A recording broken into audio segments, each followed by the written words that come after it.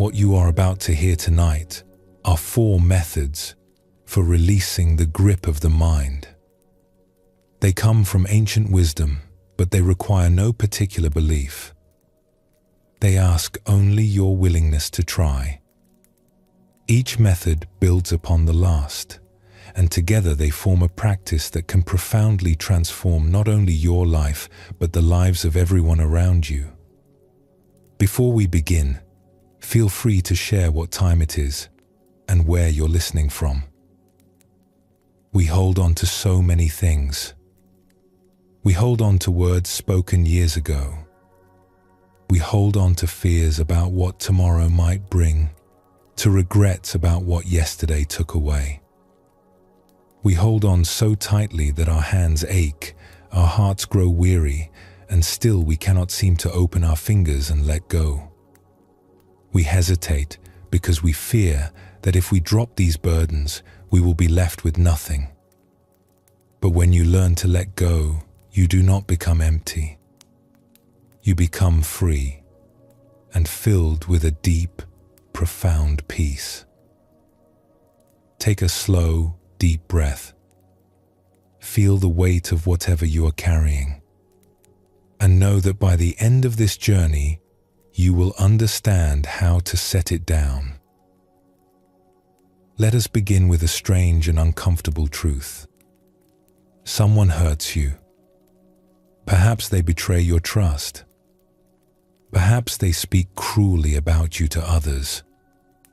Perhaps they make a promise and break it, leaving you alone when you needed them most.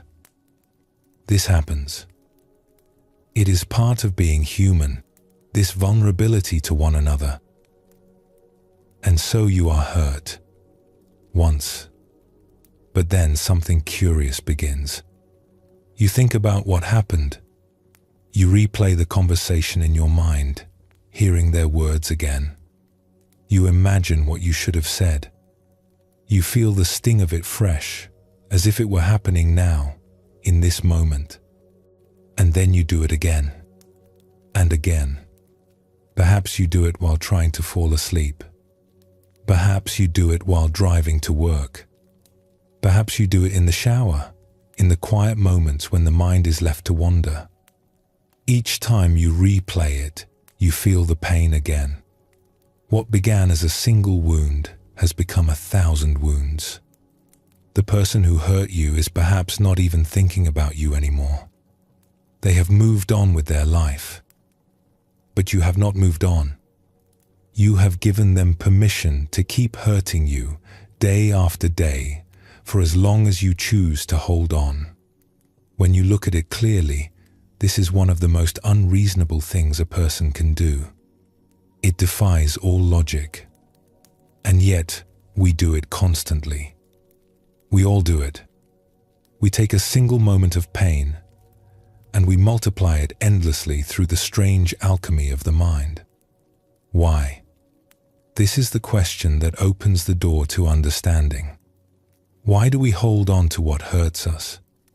Why do we carry burdens that serve no purpose? Why, when we could set something down at any moment, do we clutch it tighter instead? The answer is simple, though not easy to accept. We hold on because we do not know how to let go. We have never been taught. We have learned 1,000 skills in our lives. We have learned to read and write, to drive cars and operate computers, to navigate complex social situations and manage our careers. But the skill of releasing, of opening the hand of the mind and allowing things to fall away, this most essential art has been neglected in our education. The good news is that it can be learned. Letting go is not a talent that some people have and others lack. It is not a matter of personality or temperament. It is a skill, as practical and learnable as any other. And once you understand the methods, once you have practiced them and felt their effects, you will wonder how you ever lived without them. Before we can learn to let go, we must first understand what we are holding. Imagine for a moment that you could see inside your own mind. Not the thoughts themselves, but the weight of them. Imagine you could see all the things you carry with you through each day, made visible like objects in a room. What would you find there? For most of us, the room would be crowded. There would be old grievances stacked in the corners, gathering dust but never discarded. There would be anxieties about the future, shapeless and heavy, taking up far more space than they deserve. There would be regrets from decades past, still as vivid as the day they were formed. There would be expectations, demands we place on ourselves and others, rigid structures that leave no room for life to unfold naturally. And there, somewhere in the middle of all this clutter, there would be the present moment. Small, cramped, barely visible beneath all the things we have piled on top of it. This is how most people live. They move through their days carrying an enormous, invisible burden, and they have carried it for so long that they have forgotten it is there. They have mistaken the weight for the normal condition of being alive. They think that this heaviness, this constant low-grade exhaustion, this feeling of never quite being at peace, is simply what it means to be human. It is not. The weight is optional. Every piece of it. The past cannot hurt you unless you pick it up and hold it. The future cannot frighten you unless you reach forward and grasp it. The present moment, all by itself, is almost always bearable. Often it is more than bearable. Often it is actually quite beautiful, if only we could clear away enough clutter to see it. This is not to say that life does not contain genuine difficulty. Of course it does. There is real loss, real pain, real hardship. But even these things become heavier than they need to be when we add to them. When we take a difficulty and wrap it in layers of resistance and resentment and fear, we transform a manageable burden into a crushing one. Consider the difference between pain and suffering. Pain is the direct experience of something difficult. It is the ache in your body, the sadness in your heart, the disappointment of plans gone wrong. Pain is honest. It arises, it is felt, and if left alone, it passes. Suffering is what we add to pain. It is the story we tell about the pain, the resistance we bring to it, the demand that it should not be happening. Suffering is the argument with reality. It is the exhausting internal fight against what is already true. Pain is inevitable. Suffering is optional. And the difference between them is letting go. There is another reason to learn this skill, one that extends beyond our own peace of mind. When we cannot let go, we do not suffer alone. Our holding on ripples outward, touching everyone in our lives. Think of someone you know who carries chronic resentment. Perhaps they were genuinely wronged at some point in the past. Perhaps they have good reason, by any reasonable standard, to feel hurt. But now, years later, they still carry it. And what has this done to them? Usually, it has made them difficult to be around. Their bitterness colors their interactions. It makes them suspicious, quick to perceive slights, slow to trust. It drains their energy, so they have less to give to the people who love them. It makes them tell the same stories over and over, dragging everyone around them back into a past that serves no one. This is not a judgment. It is simply what happens when we hold on too long. The weight does not stay contained within us. It spills over into our relationships, our families, our workplaces, our communities. There is a certain kind of humor in realizing this. One teacher used to say that he decided to be happy out of compassion for all the people who had to put up with him. It sounds like a joke, but it contains a profound truth. Learning to let go is not only a gift to yourself, it is a gift to everyone who shares your life. When you are at peace, your presence becomes peaceful. When you are not carrying unnecessary weight, you have energy and attention to offer others. When you have let go of old grievances, you can meet people fresh, without the filter of past hurts. Your lightness creates space for others to be lighter too. This is why the practice of letting go, though it may seem like a private matter, is actually deeply relational. It is an act of care for the world around you.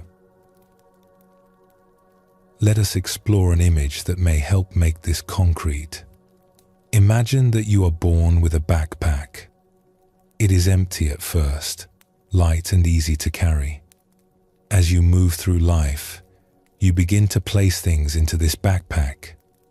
Some things are useful, a skill you have learned, a lesson from experience, a memory that brings you joy. These sit lightly and serve you well. But alongside these useful things, you begin to add other items. A grudge against someone who wronged you in childhood. The anxiety about a future that may never come to pass. The voice of a critical parent still commenting on your choices decades later. The shame of a mistake you made long ago. The fear of being judged. The belief that you are not enough. Each of these things has weight, and the backpack grows heavier. Now imagine that you never take anything out. You only add. Year after year, decade after decade, the backpack grows more and more full. You walk through life bent forward, straining against the weight. Your shoulders ache. Your back is tired. Every step requires more effort than it should. And here is the strangest part. If someone were to ask you why you carry such a heavy load, you might not even understand the question. You have been carrying it for so long that you have forgotten there was ever another way. You might say, this is just how life is. Everyone carries this much. It's normal. But it is not normal. It is only common. Look around at the people you know. Many of them are exhausted in a way that has nothing to do with physical labor. They are mentally tired, emotionally depleted, spiritually drained. They feel overwhelmed even when their external circumstances are manageable. They cannot seem to find rest even when they have time to rest. This is the weight of the backpack. This is what happens when we collect and never release. The question is not whether you are carrying too much. Almost everyone is. The question is whether you are ready to start taking things out. There is a particular kind of weight that deserves special attention because it is so common and so rarely examined. This is the weight of worry about the future. We spend an extraordinary amount of our mental energy on things that have not happened yet. We imagine disasters. We rehearse difficult conversations. We plan for contingencies that may never arise. We lie awake at night running through scenarios, trying to prepare ourselves for every possible outcome. And yet, if we are honest, very little of this worry serves us. The future that actually arrives is almost never the one we imagined. Life is far more surprising than our anxious minds can anticipate. The things we worried most about often fail to materialize. And the real challenges that come are usually ones we never saw coming. This is not to say that all planning is useless. Of course, we should think ahead, make reasonable preparations, act responsibly toward our future selves. But there is a vast difference between practical planning and anxious rumination. Planning says, "What can I do now to be ready?" Worry says, "What terrible things might happen, and can I somehow prevent them by thinking about them enough?" The answer, of course, is no. Thinking about terrible things does not prevent them. It only makes us miserable in the present. Here is a question worth sitting with. When is the only time you can actually do anything about your future? Right now. This moment. This is the only place where action is possible. The future does not exist yet. It is being constructed moment by moment in the present. Every time you worry about tomorrow, you neglect the only place where tomorrow is actually being built. This is why the wisest beings tend to emphasize presence over planning. Not because the future does not matter, but because the present is the only place where the future can be influenced. If you want a peaceful future, cultivate peace now. If you want a kind future, practice kindness now. If you want a healthy future, take care of yourself now. And if you want to stop suffering over a future that may never arrive, you must learn to let go of it, to hold it lightly, to do what you can in this moment and then release your grip on what comes next. Let us explore a situation that many people face, one that brings this teaching into sharp focus. Imagine that you go to see a doctor. Perhaps you have been feeling unwell. Perhaps it is just a routine checkup. But then the doctor says something that changes everything. There is a word like cancer, or serious, or chronic. Suddenly, the future you had imagined is thrown into question. This is a moment of genuine difficulty. The body is facing a real challenge. There is legitimate reason for concern, for action, for seeking help and support. But watch what the mind often does in such moments. It does not simply acknowledge the difficulty and then focus on what can be done. Instead, it begins to spin. It projects forward into imagined futures. It rehearses conversations with loved ones. It constructs scenarios of decline, of loss, of suffering. It asks, "What if?" 1,000 times, each question leading to darker and darker places. And while the mind is doing all this, what happens to the body? The stress response kicks in. Cortisol floods the system. Sleep becomes difficult. Appetite disappears or becomes erratic. The immune system, which needs all its resources to address the actual illness, is now also fighting the effects of chronic anxiety. In other words, the person who is already sick begins to worry themselves sicker. The mind, in its attempt to prepare for difficulty, creates additional difficulty. The weight in the backpack doubles and then doubles again. There is a kind of madness in this when you see it clearly. You are already facing one challenge. Why add a second challenge on top of it? Why fight a battle in your imagination while your body needs all your energy for the real battle? The practice here is not to pretend everything is fine.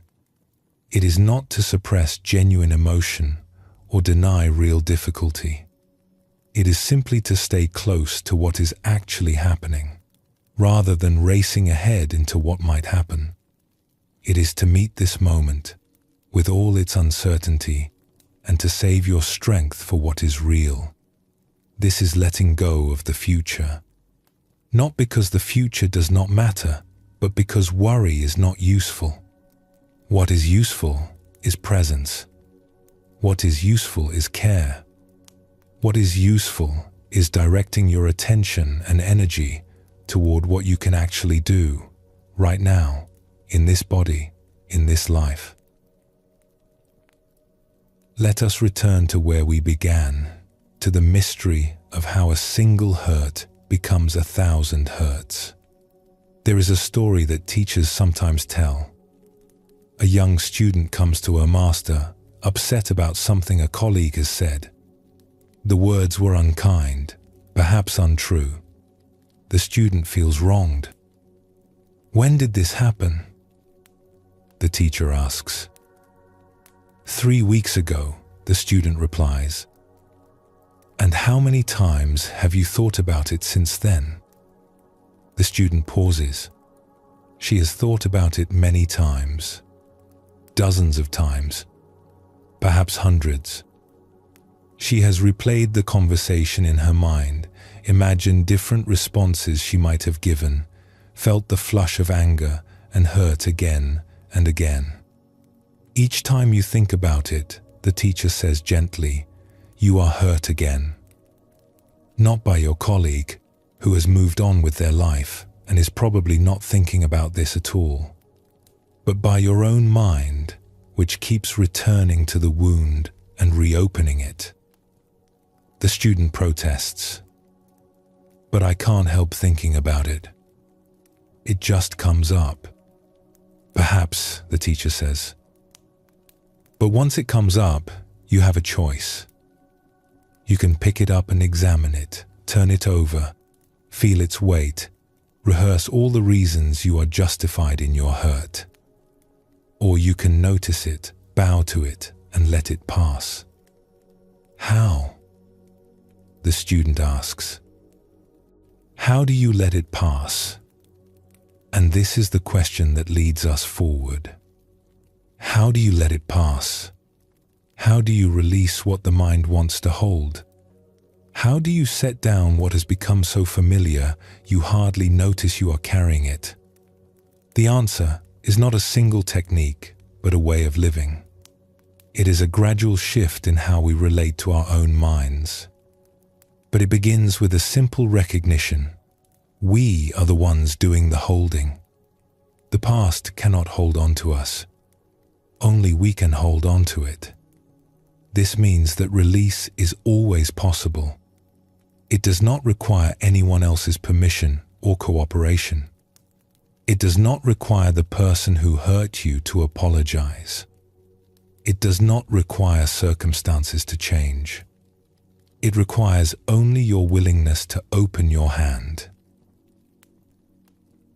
We come now to the practical heart of this teaching. If letting go is a skill, how is it developed?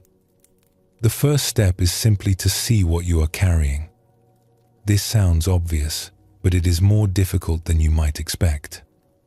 We become so accustomed to our burdens that they feel like part of us. The anxiety that sits in your chest, the resentment that colors your thoughts, the fear that tightens your shoulders. These have been with you so long that you may not recognize them as separate from yourself. So the practice begins with attention. In quiet moments, turn your awareness inward. Notice what is there. Not to judge it or fix it, but simply to see it clearly. What are you holding? What thoughts return again and again? What feelings have become chronic rather than passing? This is the inventory of the backpack. And for many people, simply seeing what they are carrying is a revelation. They had not realized how much was in there. They had not understood why they were so tired. The second step is to question necessity. For each thing you find yourself carrying, ask, is this serving me? Is holding on to this making my life better? Is there any benefit to carrying this weight? Often, when you ask these questions honestly, the answer is no. The grudge you have been nursing for years is not protecting you. The worry about the future is not preparing you. The regret about the past is not teaching you. These things are simply heavy. They drain your energy without giving anything back. And once you see this clearly, something begins to shift. The grip loosens, just a little. The idea of release which may have seemed impossible before, begins to feel thinkable. The third step is to give yourself permission. Many people hold on to painful things because they believe they should. They believe that letting go of a grudge means the person who hurt them wins. They believe that letting go of worry means they are being irresponsible. They believe that letting go of regret means they are not taking their mistakes seriously enough. These beliefs are worth examining. Is it really true that holding on to resentment is a form of justice? Does worry actually make you more prepared? Does chronic regret lead to genuine learning? Or does it simply perpetuate suffering? For most people, the answer is that holding on serves no useful purpose. It is simply habit. It is simply what the mind does when it has not been trained otherwise. You are allowed to let go. You are allowed to be at peace. You do not owe your suffering to anyone. Your pain does not make up for the wrong that was done. Your worry does not protect your loved ones. Your regret does not change the past. Release is not betrayal. Release is freedom. As this first exploration draws to a close, let us turn to what you can actually do. Begin by finding a quiet moment. It does not need to be long. Even a few minutes will serve. Sit comfortably.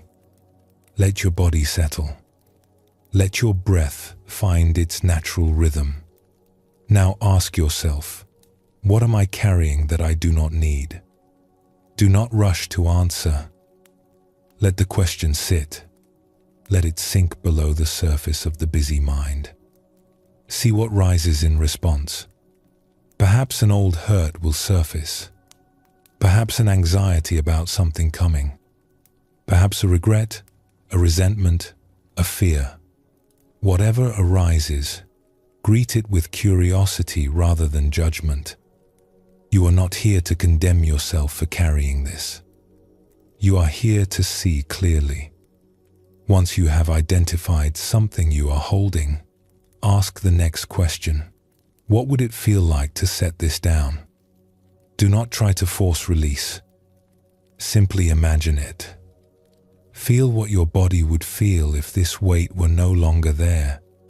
Notice what your mind would be like without this constant background noise. Allow yourself to taste, even for a moment, the possibility of freedom. This taste is important. Many people have been carrying their burdens for so long that they cannot remember what lightness feels like. They need to be reminded that another way of being is possible. And then, if you are ready, try this. Take a breath in, and as you breathe out, imagine the weight leaving you. Imagine it falling away, dissolving, returning to the earth. You do not need to know where it goes. You only need to be willing to let it go. This may not work completely the first time. The mind is habitual. It has been holding on for years, perhaps decades. It will not necessarily release its grip just because you ask nicely. But with practice, with repetition, with patience, the habit of holding begins to weaken. The skill of release begins to grow. And each time you let something go, you will feel a little lighter, a little freer, a little more able to meet this moment as it actually is, rather than as your accumulated past insists it must be. We have covered much ground, and yet we have only begun. There are 4 ways of letting go, and we have barely touched the first. But already, perhaps, something has shifted. Perhaps you have seen more clearly what you carry. Perhaps you have questioned, for the first time in years, whether you really need to carry it all. This is enough for now. This is more than enough. In the sections that follow, we will explore specific methods for release. We will learn how to throw things away deliberately and ceremonially. We will discover the freedom that comes from wanting to be where we are. We will understand the joy of giving without expectation. And we will cultivate a mind to which nothing sticks, a mind that can meet each moment fresh and free. But all of this builds on the foundation we have laid here. The recognition that we are the ones doing the holding. The understanding that our burdens, however familiar, are optional. The willingness to consider that there might be another way. You have carried enough. You have carried it long enough. The time has come to learn how to set it down. Rest here for a moment. Let what you have heard settle. Notice what you are feeling in your body, in your heart. And when you are ready, we will continue the journey together.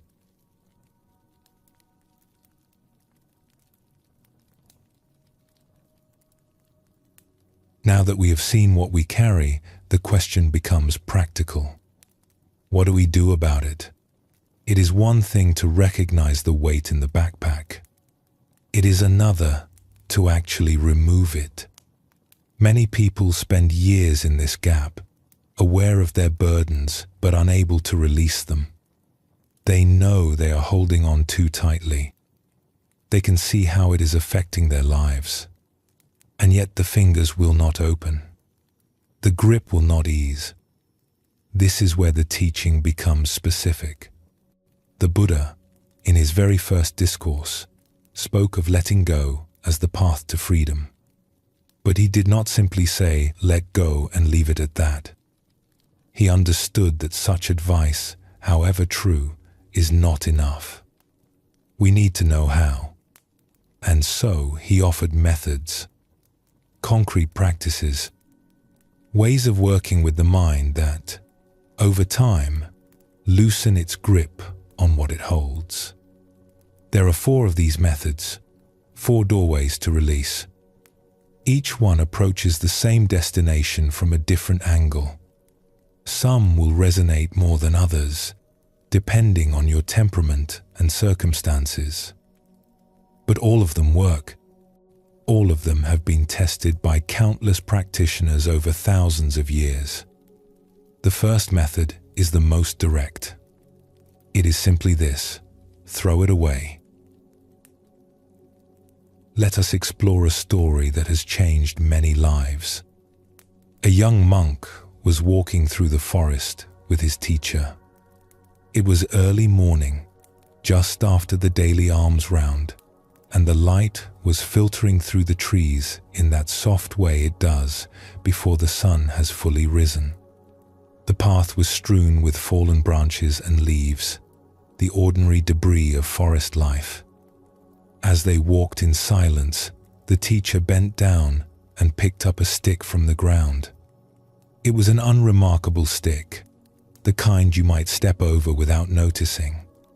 He held it in his hand for a moment, feeling its weight. Then he turned to his student and asked a simple question. "Is this stick heavy?" The young monk considered. The stick was perhaps a foot long, dried wood, nothing substantial. "Not particularly," he said. The teacher nodded. Then, without ceremony, he tossed the stick away into the forest. It landed somewhere in the undergrowth, out of sight. "What about now?" he asked. "Is it heavy now?" The student understood. "No," he said.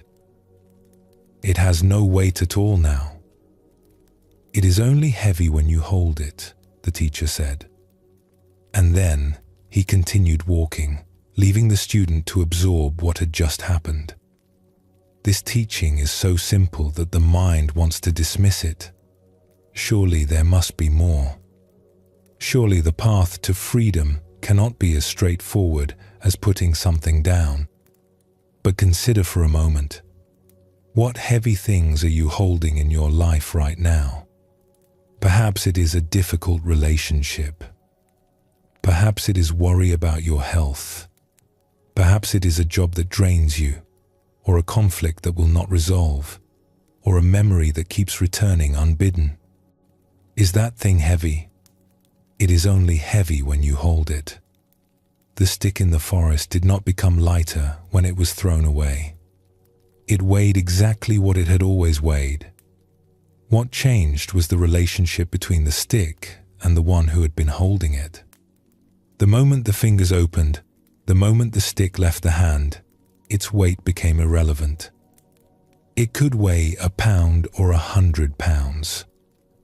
It no longer mattered because it was no longer being carried. This is the first insight. The heaviness we feel is not inherent in the things themselves. It is created by our relationship to them, by our holding, by our refusal to let go, which means that relief is always available. Not by changing what we carry, but by setting it down. If it is so simple, why do we not do it? Why do we continue carrying what makes us tired and unhappy? Part of the answer is habit. We have been holding on for so long that we have forgotten there is any other option. The grip has become automatic, unconscious. We do not choose to hold on. We simply do, because we always have. But there is another reason, more subtle and more powerful. We hold on because we believe we should. We believe that holding on to a grudge is a form of justice. If we let it go, we fear. We are saying that what happened was acceptable. We are letting the other person off the hook. We are betraying ourselves and our pain. We believe that holding on to worry is a form of responsibility. If we let go of our fears about the future, we imagine, we are being reckless. We are tempting fate. We are failing to protect ourselves and those we love. We believe that holding on to regret is a form of learning. If we release our grip on past mistakes, we think we will repeat them. We need the pain to remind us. We need the shame to keep us in line. These beliefs are worth examining carefully, because they are the bars of the cage we have built around ourselves. Is it true that holding on to resentment serves justice? Look honestly at your own experience. Has carrying that grudge brought you peace? Has it changed what happened? Has it improved your life in any measurable way? Or has it simply extended your suffering, day after day, for no purpose? Is it true that worry protects you? Again, look at your experience. Have your anxious thoughts about the future ever prevented anything bad from happening? Or have they simply made the present more difficult to bear? Is it true that regret leads to learning? Perhaps, in small doses, a moment of regret can clarify what matters to you. But chronic regret, the kind that plays on a loop for years, does this lead to wisdom? Or does it simply keep you trapped in a past you cannot change? When you examine these beliefs honestly, they begin to dissolve. You see that they are not serving you. They are simply habits of mind, inherited from a culture that does not know how to let go, passed down through generations that never learned another way. You are allowed to release them. You are allowed to set down what you have been carrying. This is not irresponsibility. This is not betrayal. This is the most profound form of self-care. Knowing that we can let go is one thing. Actually doing it is another. This is where ritual can help. There is a meditation retreat center nestled in the countryside where participants sometimes struggle with the weight they have brought with them. They have left their jobs and families for a period of silence, but their minds have not left anything behind. They sit in meditation, trying to find peace, while thoughts of unfinished business swirl endlessly. The teachers at this center developed a practice to help with this. They invite the struggling participants to walk into the surrounding forest and find a stick. It should be substantial, something with a bit of weight. Then, with a pen or a knife, they carve into the stick whatever it is they are carrying. It might be a name. It might be a word like work or fear or past.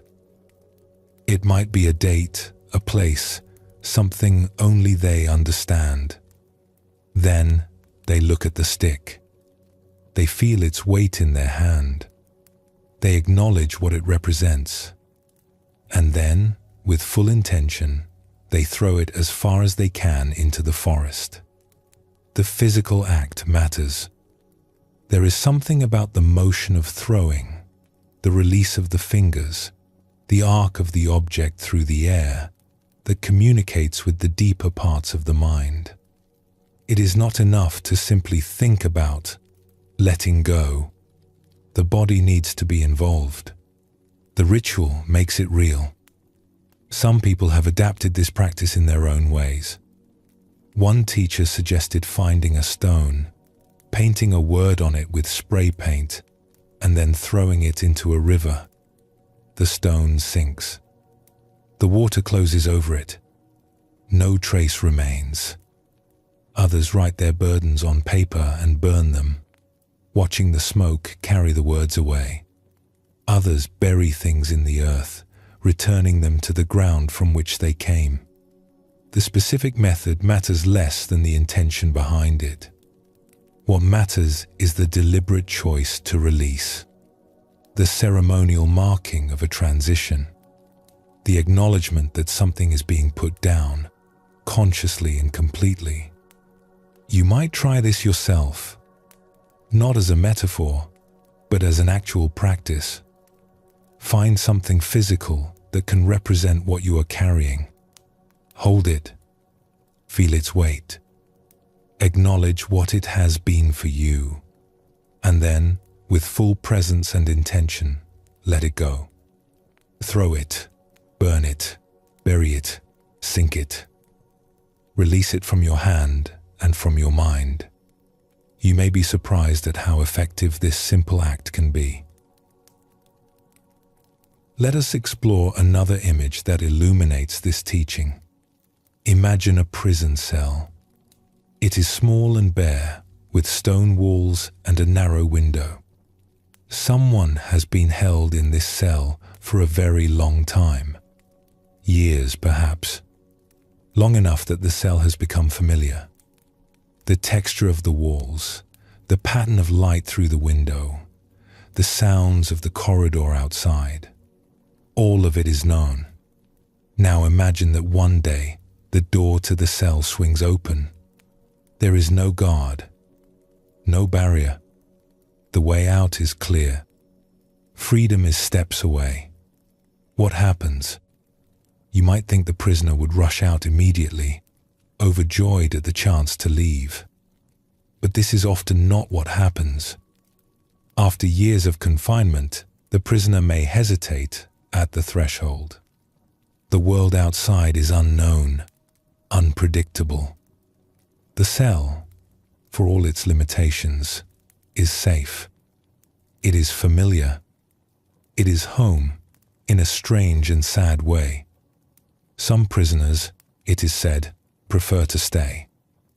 They choose the known suffering of the cell over the unknown possibilities of freedom. This is what we do with our past. We build cells out of our memories, our grievances, our regrets. We furnish them with the stories we tell ourselves about what happened and what it means. And we stay inside, even when the door is open. Even when we could walk out at any time. The past cannot hold you. It has no hands, no locks, no bars. The only thing keeping you in the cell is your own reluctance to leave. Your own attachment to the familiar, even when the familiar is painful. Walking out requires courage. It requires a willingness to step into the unknown. to leave behind the identity you have built around your suffering. If you are no longer the person who was wronged, who are you? If you are no longer defined by that old loss, what defines you? These questions can be frightening, but they are also the questions that lead to freedom. And the door is always open. It has been open all along. There is a story about a teacher who grew up in a small country before moving far away to a distant land. Each time he returned home to visit his mother, he would bring her a gift. Something from his new country, a small token to remind her of him. His mother, like many people of her generation, had a mantel shelf above her fireplace. This was the place of honor in her home, where she displayed her most treasured possessions. Photographs, small ornaments, things that carried memory and meaning. The first time he visited, the teacher brought her a small stuffed kangaroo, soft and endearing. She loved it. "Every time I see this," she said, "I will think of you in that faraway place." She placed it carefully on her mantel shelf. The next visit, he brought a koala. Same response. Onto the mantel shelf it went, next to the kangaroo. The visits continued over the years. A kookaburra joined the collection. Then a platypus. The mantel shelf grew more crowded, but still there was room. Then one visit, he brought a wombat. It was a larger gift, plump and substantial. His mother tried to place it on the mantel shelf, but there was no room. She shifted the other animals, rearranged them, tried different configurations. But the shelf was simply too full. Every time she got the wombat to fit, something else fell off. She spent an hour trying to make it work, growing more and more frustrated. Finally, her son said gently, "Why not take some of the other things off? Make room for the new one." She looked at him, almost offended. "I can't do that," she said. "These are precious. They remind me of you." He smiled. "That shelf is having a nervous breakdown," he said. "There is simply too much on it. This is what happens in our minds. We collect and never release. Every experience, every memory, every idea gets placed on the mental mantel shelf until there is no room left. And when something new tries to arrive, there is no space for it. The whole structure threatens to collapse under its own weight." The teacher learned a different way. If something new came to his mantel shelf, he would make room for it by removing what was already there. One thing at a time. Always space. Always room for what is arising now. This is not about having a poor memory or being unable to value the past. It is about recognizing that the mind has limited space and that we must choose wisely what we fill it with. If you keep everything, you can hold nothing properly. If you release what no longer serves, you can fully embrace what is here. This principle extends beyond memories to the very way we structure our lives. There is a teacher who holds many responsibilities. He is the spiritual director of one organization, the leader of another, the advisor to several more. He travels frequently, teaching in different countries, serving different communities. On paper, his life looks impossibly complicated. And yet, when you meet him, he seems at peace, unhurried, fully present to whatever is in front of him. How does he manage this? "I only hold one thing at a time," he explains.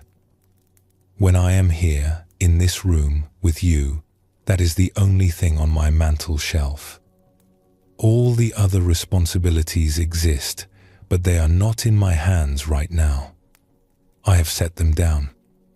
When I leave here and go somewhere else, I will pick up whatever is needed there. But only that. Only one thing at a time.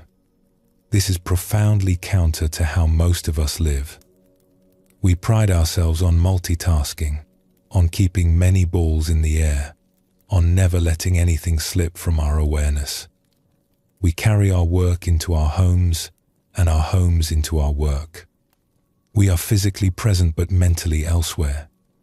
We are everywhere and nowhere at once. And we wonder why we are exhausted. The practice of one thing at a time is not about doing less. This teacher accomplishes more than most people could imagine. It is about being fully where you are, with whatever you are doing, and trusting that everything else can wait. This requires throwing things away, not permanently, but temporarily. When you sit down to a meal with your family, throw work away for that time. When you are engaged in a project, throw your worries about other projects away. When you are listening to a friend, throw your own agenda away. Each time you do this, you are practicing release. You are proving to yourself that you can set things down without disaster. You are training the mind in the skill of letting go. And gradually, something shifts. The mind that was always grasping begins to relax. The hands that were always full begin to open. The weight that was always there begins to lift. As we near the end of this exploration of the first method, let us consider practically what can be released. The past. This is perhaps the heaviest stone in most people's backpacks. The things that happened, the words that were said, the choices that were made. None of this can be changed. Carrying it serves no purpose except to make the present more difficult. The past can be thrown away. The future, not the practical planning that helps you navigate life, but the anxious speculation, the catastrophic imagination, the endless rehearsal of conversations and scenarios that may never occur. This too can be thrown away. The complaining mind. There is a voice in most of us that is never satisfied. That finds fault with everything. That notices what is wrong rather than what is right. This voice has its uses in small doses, but when it runs constantly, it poisons life. It can be thrown away. Unnecessary thinking. We think far more than we need to. Most of our thoughts are repetitive, circular, unproductive. They separate us from direct experience, from the actual texture and color of life. There is a teaching story about a student who could not stop himself from commenting on a beautiful sunset. "What a beautiful sunset," he said. But in speaking, he stopped seeing. He was watching words instead of light. Much of our thinking is like this. It can be thrown away. The need to be right. How much energy do we spend defending our positions, arguing our points, insisting on our version of events? What if we simply let this go? What if being at peace mattered more than being right? Other people's opinions. We carry around ideas about what others think of us, and we adjust our behavior accordingly. But we cannot actually know what others think. We are carrying imaginary weight. It can be thrown away. Each of these is a stone in the backpack. Each one adds to the burden without adding to your life. And each one, when you look at it clearly, can be set down. Not forever, necessarily. Not in every situation. But right now, in this moment, you have the power to release your grip. You have the power to throw away what does not serve you. This is the first liberation. This is the first way of letting go. Let us close this section with a practice you can take into your daily life. Each morning, before the day begins, take a moment to check your backpack. Notice what you are carrying. Are there things from yesterday that do not need to come with you today? Resentments, worries, unfinished mental arguments? See if you can consciously set them down before you begin. Each evening, before sleep, do the same thing in reverse. What did you pick up during the day that does not need to stay? The frustrating conversation, the anxious thought, the self-critical voice? See if you can leave these outside the bedroom so you can sleep in peace. And throughout the day, when you notice yourself growing heavy, pause. Ask yourself, what am I holding right now? Is it necessary? Can I set it down, even for a moment? The more you practice this, the more natural it becomes. The grip that once seemed permanent begins to loosen. The hands that were always clenched begin to open. You will not become irresponsible. You will not stop caring about what matters. If anything, you will care more effectively, because you will have energy that was previously being drained by unnecessary weight. The skill of throwing away is not about becoming empty. It is about becoming free. Rest here for a moment. Feel what it might be like to carry less. And when you are ready, we will explore the second way of letting go together.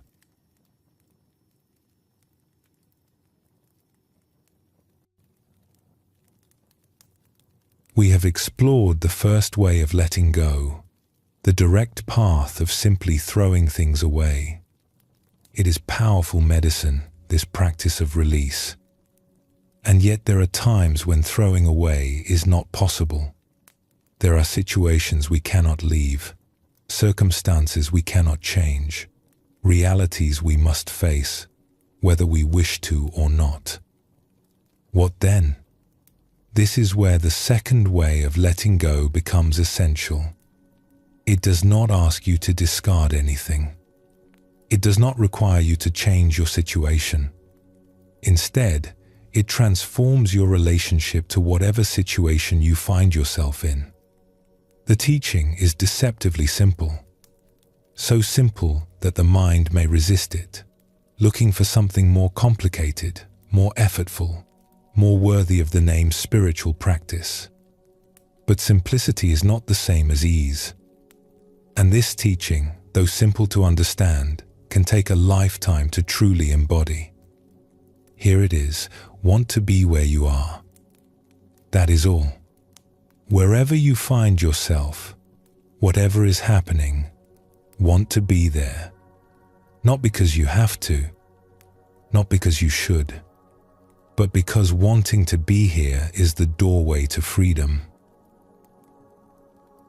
There is a story that beautifully illuminates this teaching. It concerns a monastery in a rural area of a Western country and a maximum security prison not far away.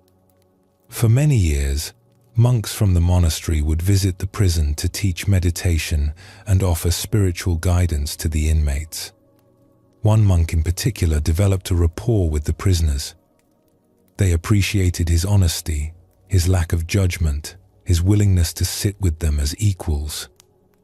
After some time, the prisoners grew curious about this man who came to see them each week. What was his life like? What did monks actually do? One evening, they asked him to stay a bit longer after the formal teaching. They offered him tea and chocolate, which monks are generally happy to accept, and they began to ask questions. What time do you wake up in the morning? One prisoner asked. 4 o'clock, the monk replied.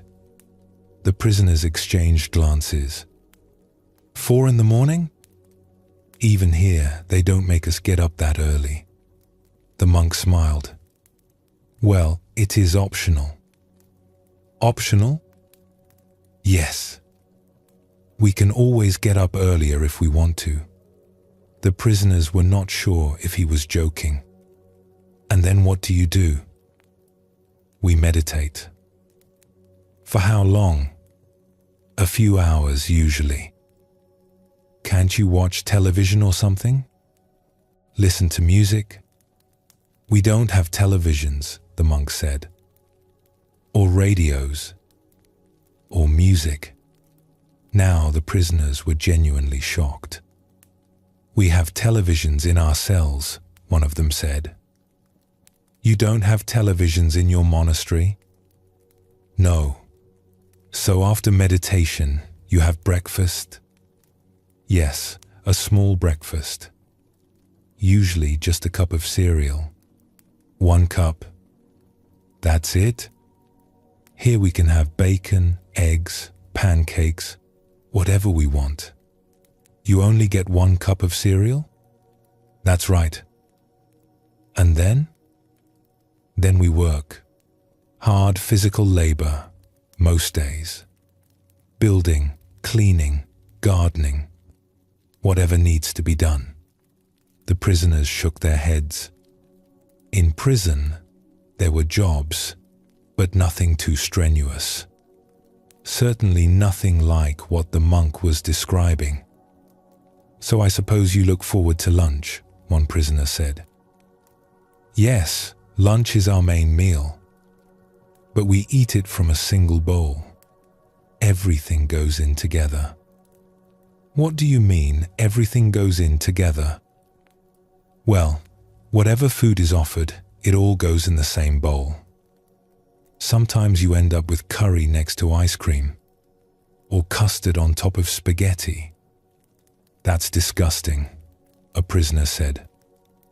Even in solitary confinement, they give you a tray with separate compartments. You don't have compartments?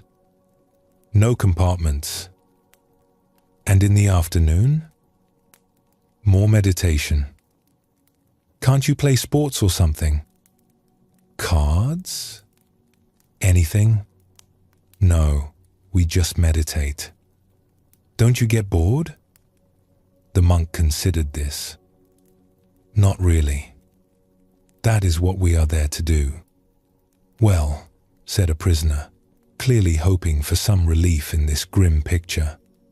At least you must have a good dinner to look forward to. Dinner? The monk looked puzzled. We don't eat dinner. Just the one meal, in the morning and midday. Nothing in the evening. Nothing? We get dinner here, and snacks whenever we want them. Not in the monastery. So, what do you do in the evening then? The prisoners already knew the answer. Don't tell us. You meditate. Yes. And then you go to bed, I suppose. At least you can sleep. Well, the monk said, we don't actually have beds. I sleep on the floor. This was too much. The prisoners stared at him. Even in prison, the most basic prison in the country, there were beds. Thin mattresses on metal frames, but beds nonetheless. The room was quiet for a moment. The prisoners looked at this gentle man who had been visiting them, teaching them, treating them with such kindness, and they saw him differently now. They saw someone whose life was, by any material measure, harder than their own. One prisoner, moved by genuine concern, finally spoke. That sounds terrible, he said. Your life in that monastery. Why don't you come in here and stay with us instead? He meant it. He was offering what he thought was a better situation. And in that moment, something profound was revealed. Think about what was being compared. A monastery with no television, no music, no comfortable beds, no evening meals, no entertainment of any kind. A place where you wake before dawn, work hard all day, eat simple food from a single bowl, and sleep on the floor. And a prison. A maximum security prison, to be sure, with walls and guards and locked doors, but also with televisions in the cells, decent food on proper trays, beds to sleep in, and far less demanding physical labor. By any objective measure, the prison was more comfortable than the monastery. And yet people were desperate to leave the prison. They counted the days until their release. They dreamed of freedom. Some even risked their lives trying to escape. While at the monastery, there was a waiting list. People applied and hoped to be accepted. Once there, they stayed for years, decades, entire lifetimes. They were not trying to escape. They were grateful to be there. What was the difference? Only one thing. The people in the monastery wanted to be there. The people in the prison did not.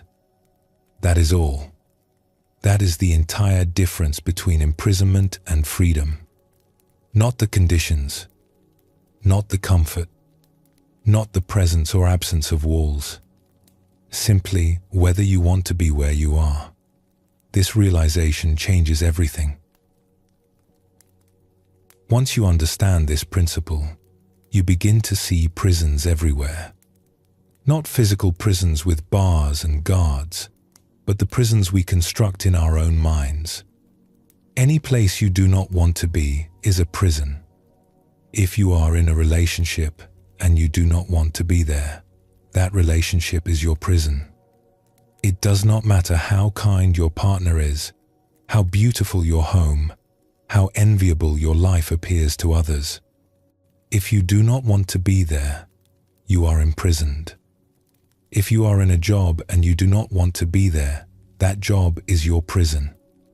It does not matter how good the salary, how prestigious the title, how comfortable the office. If you do not want to be there, you are not free. If you are in a body that is aging or ill, and you do not want to be there, your own body becomes a prison. You are trapped inside something you wish you could escape. Even a single moment can be a prison. Sitting in a room, listening to someone speak, and wishing you were somewhere else. That room, that moment, becomes a cell. We do this constantly. We imprison ourselves dozens of times a day, simply by not wanting to be where we are. And here is the remarkable thing. We can free ourselves just as easily. Not by changing our circumstances, but by changing our wanting. When you want to be where you are free. Instantly. Completely. It does not matter what is happening around you. It does not matter how difficult the situation appears. If you want to be there, you are not imprisoned. This is contentment. Not as passive resignation, not as giving up on life, but as active liberation. The deliberate choice to want what is, rather than to want what is not. Let us lighten the mood with a story that illustrates this teaching from a different angle. At the same monastery we have been discussing, there was a great deal of physical work to be done. Buildings to construct, grounds to maintain, endless projects requiring hands and effort. The monks participated in all of it, regardless of their position or seniority. One day, there was concrete work happening. Anyone who has worked with concrete knows what this means. It splashes. It splatters. It gets everywhere. By the end of the job, anyone involved looks like they have been in a losing fight with a cement mixer. The senior teacher at the monastery had been helping with this work. He enjoyed it, actually. There is something satisfying about physical labor, about building something with your hands, about getting thoroughly dirty in service of something worthwhile. As he was walking back to his quarters to clean up, still covered head to toe in concrete dust and splatter, he passed a visitor. She was an elegant woman in expensive traditional dress, clearly someone of refinement and status. She had come to meet the famous teacher she had heard so much about. She looked at this filthy figure approaching her and felt a moment of distaste. Clearly, this was some junior monk, some laborer.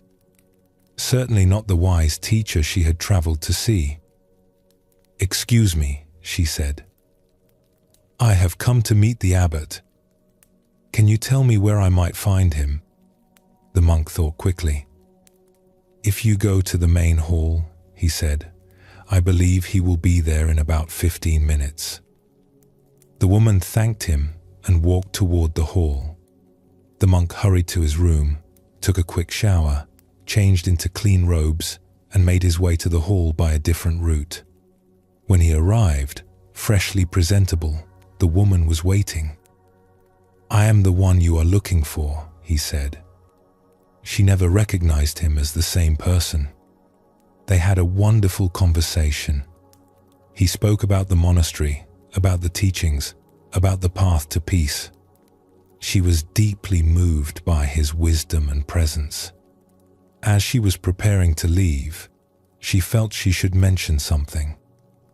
"You have a beautiful monastery here," she said, "and you are clearly a wonderful teacher.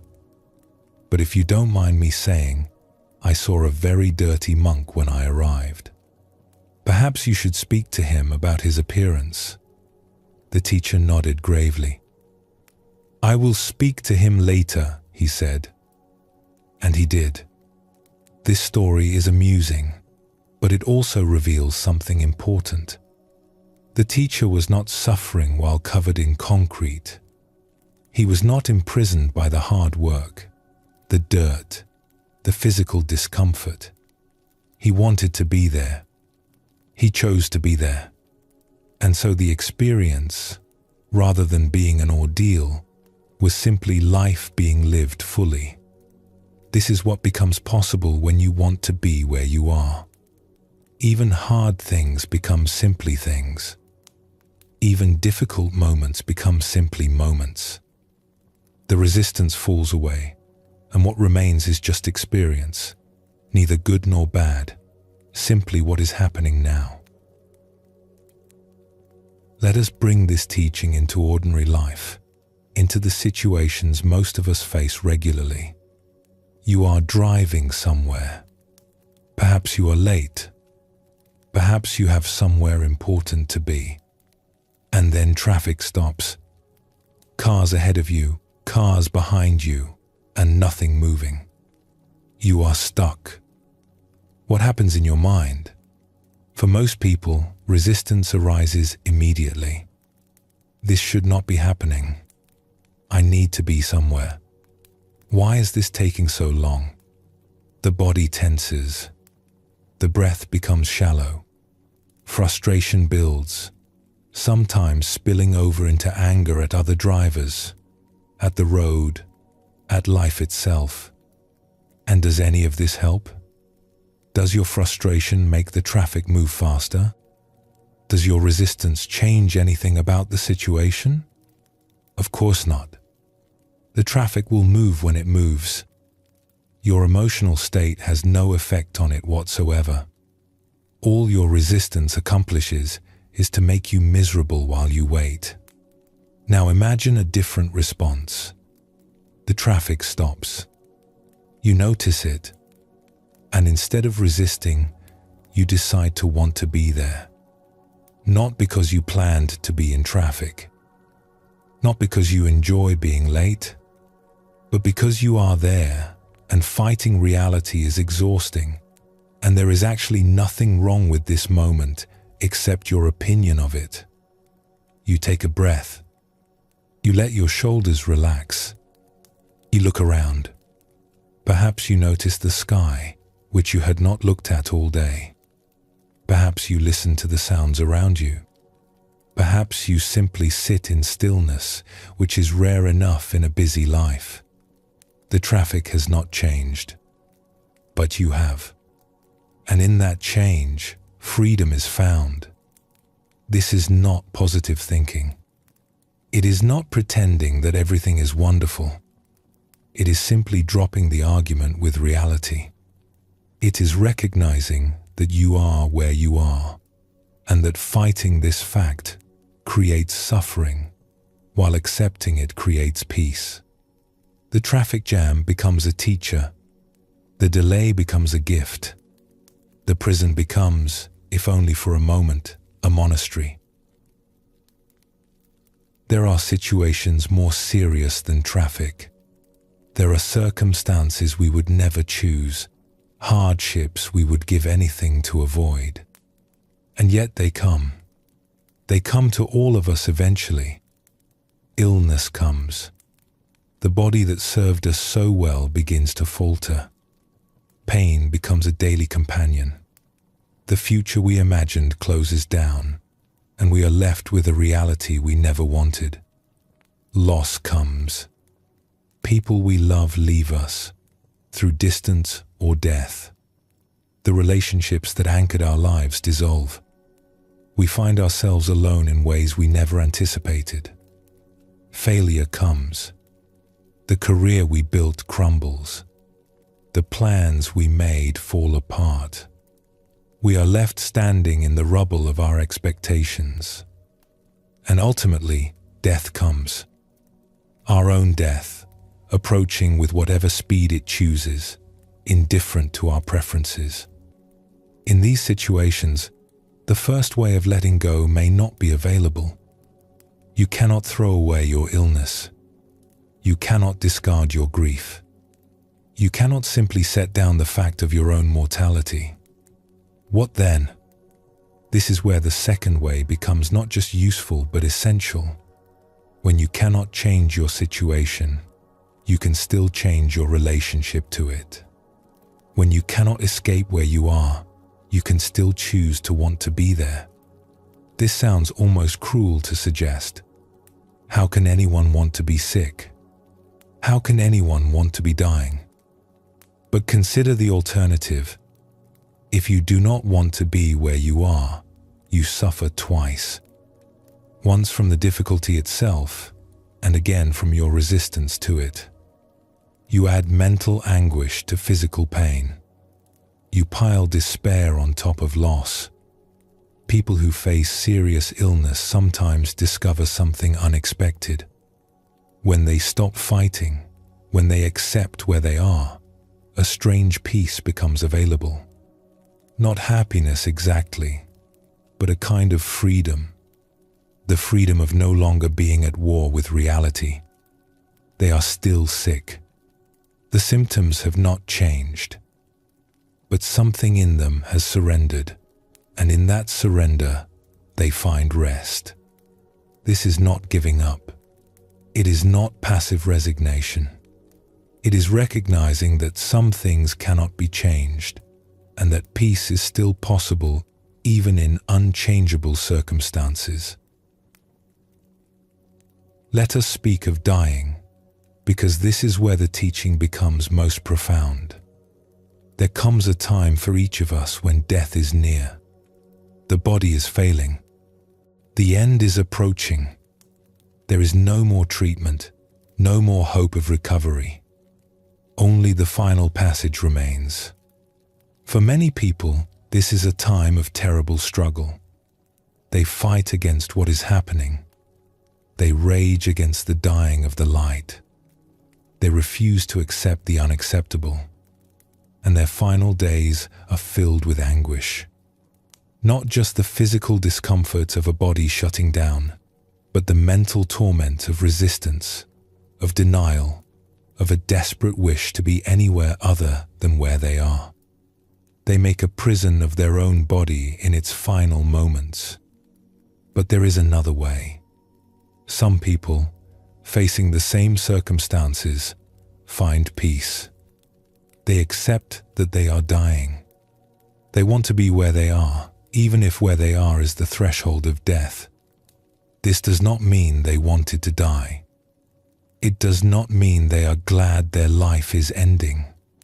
It simply means they have stopped fighting. They have dropped the argument with reality. They have chosen to be present for their own death, rather than struggling against it. These people often die with a quality of grace that touches everyone around them. Their final days, though difficult, are not desperate. Their last breaths, though the end of everything they knew, are peaceful. This is what becomes possible when you want to be where you are. Even at the very end, the teaching we have been exploring is not just about being happier in traffic jams or more content in difficult jobs. It is about something much deeper. It is about the possibility of being free in any circumstance whatsoever, including the final circumstance that none of us can avoid.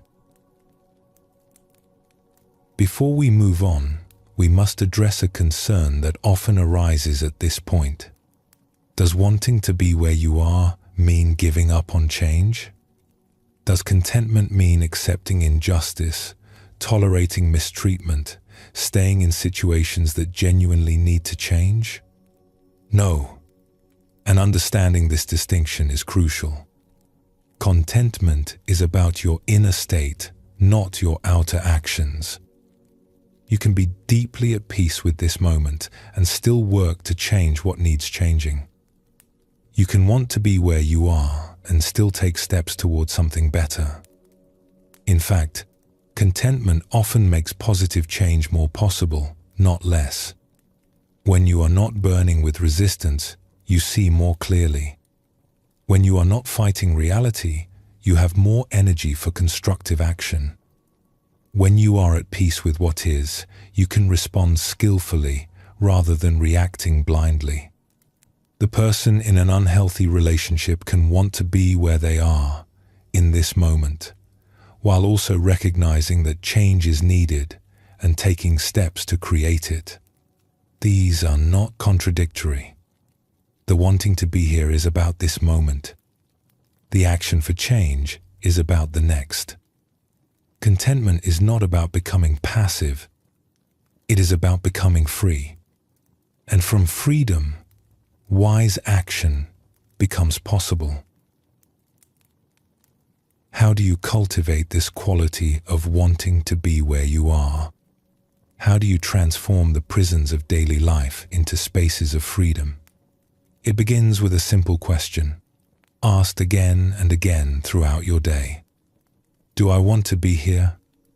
Ask it in the morning when you wake. Do I want to be in this bed, in this body, facing this day? If the answer is no, notice that. Notice the subtle imprisonment you have created before the day has even begun. Then try something. Try wanting to be there. Not because you should, not because it is the right thing to do, but as an experiment. See what happens in your body when you shift from resistance to acceptance. Notice if anything changes in your mind. Ask the question throughout the day. In meetings you did not want to attend. In conversations you did not want to have. In moments of boredom, frustration, impatience, do I want to be here? And each time the answer is no, try shifting, even for a moment, even experimentally. See if you can find the wanting. This is not about forcing yourself to feel something you do not feel. It is about discovering that the wanting is available if you look for it. It is about recognizing that your relationship to the present moment is something you have influence over. Over time, this practice transforms things.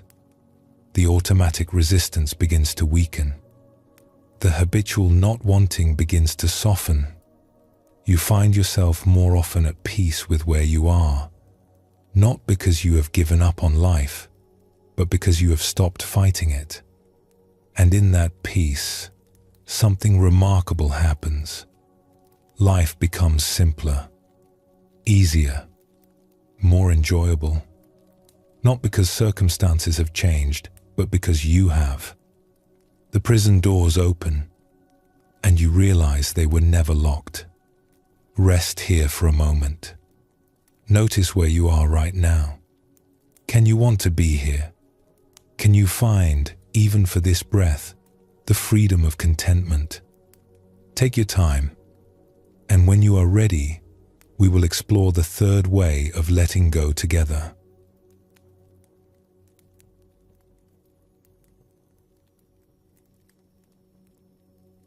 We have now explored two ways of letting go. The first was direct, simply throw away what you do not need to carry. The second was relational. Change how you hold what cannot be thrown away by wanting to be where you are. Both of these methods work with what is already present. They address the burdens we have accumulated, the situations we find ourselves in. They are, in a sense, remedial. They help us deal with what has already happened. The third way of letting go is different. It is preventive. It stops the weight from accumulating in the first place. It addresses the root cause of so much of our suffering, which is not the things we carry, but the way we pick them up. This third method concerns how we give. Not just the giving of money or gifts, though that is part of it, but the giving of our attention, our energy, our love, our work, our very lives. Everything we do can be understood as a form of giving. And the way we give determines whether we accumulate freedom or bondage. The teaching is this: give expecting nothing back in return. This sounds simple, perhaps even obvious, but look closely at your own life, and you will see how rarely you actually do it. Look at your relationships, your work, your spiritual practice. See how much of what you call giving is actually a form of exchange, a transaction with expected returns, and see how much suffering this creates. Let us explore a story that reveals how foreign this concept has become in modern life. A woman called a meditation center one afternoon. She had heard there was a teacher there who gave talks on spiritual topics, and she was curious to attend. But she had a practical question first. "How much do you have to pay to get in?" she asked. "Nothing," said the person who answered. "There is no charge." There was a pause on the line. The woman seemed confused. "I don't think you understand me," she said. "How much money do you have to pay to get through the door?" "There is no money required. You simply come in, listen to the talk, and leave when it is over." Another pause, longer this time. The woman's voice took on a note of frustration, as if she were speaking to someone who did not understand basic concepts. "Listen," she said slowly. "How much dollar and cents do I have to cough up to come to this talk?" "Madam," came the patient reply, "you do not have to cough up anything. There is no fee to enter, no fee to leave. We do not ask for donations at the door. We do not pass a collection plate. We do not give you materials asking for money afterward. It is completely free. You simply come, you listen, and you go." There was a very long pause now. The woman was genuinely struggling to understand what she was being told. In her experience, nothing worked this way. Everything had a price. Everything was an exchange.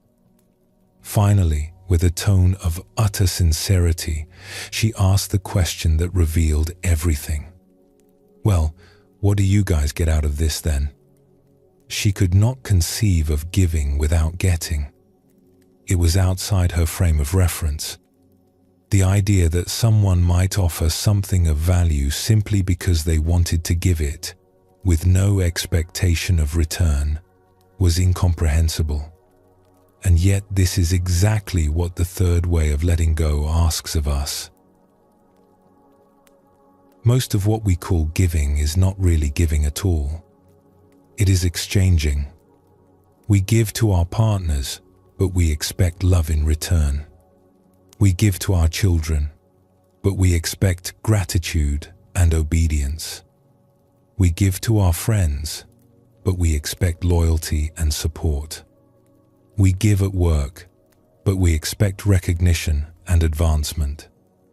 We give to charitable causes, but we expect to feel good about ourselves, or to be seen as generous, or to receive some spiritual merit.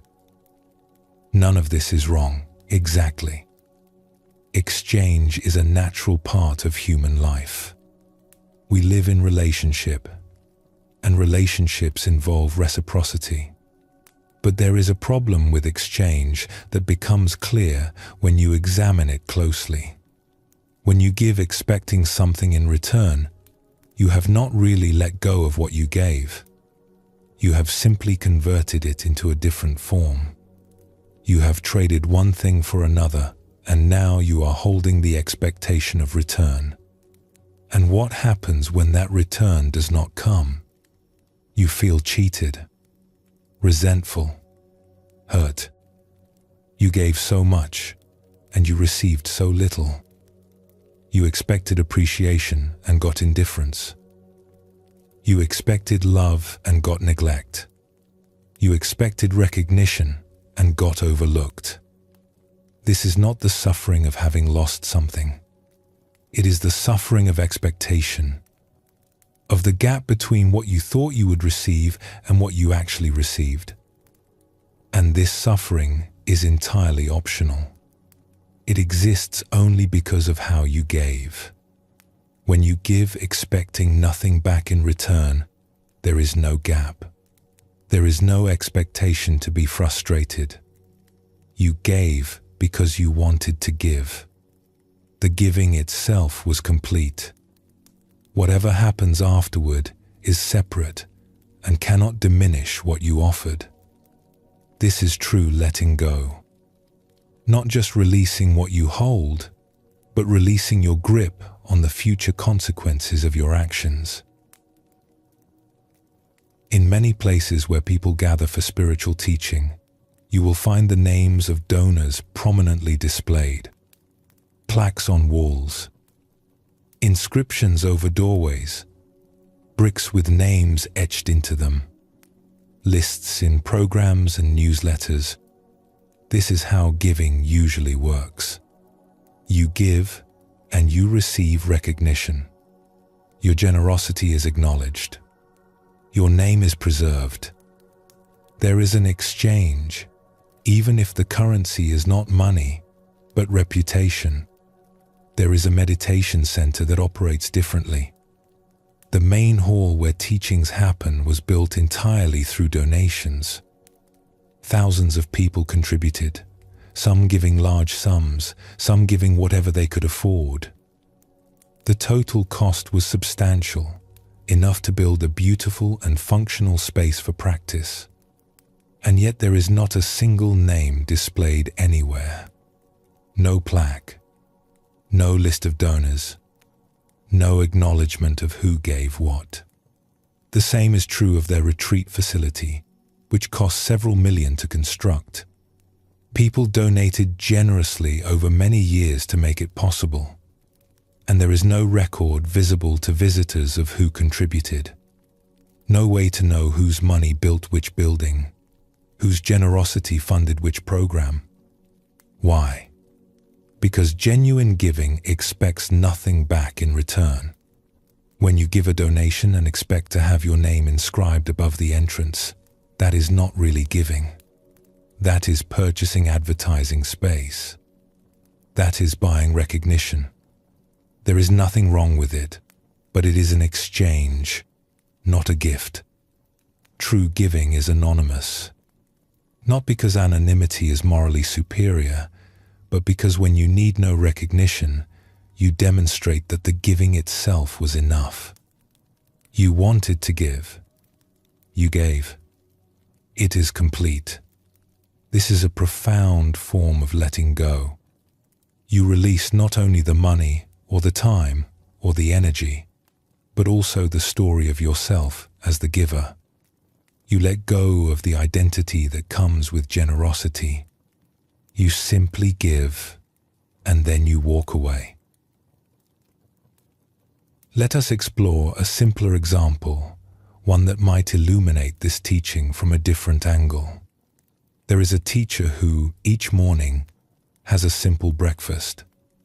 Just a cup of cereal with milk, nothing elaborate. And each morning, as he sits down to eat, a cat appears. The cat is not his. It belongs to no one in particular. It simply lives around the monastery and has learned that this human has milk. The cat approaches. It looks at the bowl. It waits, and the teacher shares his milk with the cat. Sometimes half of what he has. Sometimes, if the cat seems particularly hungry, most of it. The cat drinks. The cat finishes. The cat looks around briefly, sniffs the air, and walks away. No acknowledgement. No gratitude. No affection. Not even a meow. The cat simply takes what is offered and leaves. Does the teacher feel resentful? Does he feel used? Does he complain that the cat never says thank you, never shows appreciation, never gives anything back? No. He finds joy in the giving itself. He is not giving to the cat in order to receive something from the cat. He is giving because he wants to give. The cat's response, or lack of response, is irrelevant. This is what giving without expectation looks like in practice. You offer what you have to offer. What happens next is not your concern. Many of us give to our families, our friends, our communities in the way the woman on the phone expected. We give and then we wait, consciously or unconsciously, for the return. We keep a ledger, even if we do not admit it. We notice when the balance seems unfair. What if we gave like the teacher gives to the cat? What if we offered our love, our time, our energy, our resources, simply because we wanted to offer them? What if we expected nothing in return, not even acknowledgement? We would be free. Free of the endless calculation of exchange. Free of the disappointment when returns fall short. Free of the subtle resentment that builds when we feel we have given more than we have received. This is the third way of letting go. Consider how much of your suffering comes from frustrated expectations. You expected your partner to remember your anniversary. They forgot. You are hurt. You expected your children to call on your birthday. They did not. You are wounded. You expected your boss to recognize your hard work. You were passed over for promotion. You are bitter. You expected your friend to support you in a difficult time. They were absent. You are angry. In each case, the suffering does not come from what happened. It comes from the gap between what happened and what you expected to happen. The expectation creates a standard, and when reality fails to meet that standard, pain follows. Now imagine those same situations without expectation. Your partner forgets your anniversary, but you had no expectation that they would remember. So there is no gap. There is simply what happened, which you can address or not address as seems wise. Your children do not call on your birthday, but you gave them life and love without expecting anything in return. So their silence does not wound you. You simply notice it and continue with your day. Your boss does not recognize your work, but you did the work because you wanted to do it, because it was yours to do. So the lack of recognition does not diminish what you offered. Your friend is absent in your difficulty, but you never expected them to be present. So their absence is simply information, not betrayal. This is not about becoming cold or disconnected. It is about becoming free. When you give without expectation, you are not vulnerable to the whims of others. Your peace does not depend on their behavior. You have given completely, and that completeness cannot be taken from you. This teaching transforms not only how we relate to others, but how we relate to spiritual practice itself. Many people come to meditation expecting to get something. They want peace. They want clarity. They want enlightenment. They want to feel better, sleep better, be less anxious, be more focused. They approach practice as a transaction. I will sit here and do this thing, and in return I will receive these benefits. And when the benefits do not come, or do not come quickly enough, they become frustrated. They feel cheated. They conclude that meditation does not work, or does not work for them, and they give up. But what if meditation were understood differently? What if, instead of a transaction, it were an offering? There is a teaching from an old master that reframes the entire practice. He said, "You meditate not to get something, not to attain things. You meditate to let go." Meditation as letting go. Meditation as giving. Not giving to some external deity or force, but giving away your time, your attention, your grasping. Offering up the busy mind, the restless body, the endless wanting. Not in order to receive peace in return, but simply as an act of release. When you sit to meditate with this understanding, everything changes. You are no longer waiting for results. You are not watching the clock, wondering when the benefits will arrive. You are simply giving. Each breath is an offering. Each moment of attention is a gift. And paradoxically, it is often this approach that leads to the deepest experiences. When you stop trying to get something from meditation, something opens. When you release expectation, space appears. The peace you were seeking arrives, but only after you stopped seeking it. This is the mystery of giving without expectation.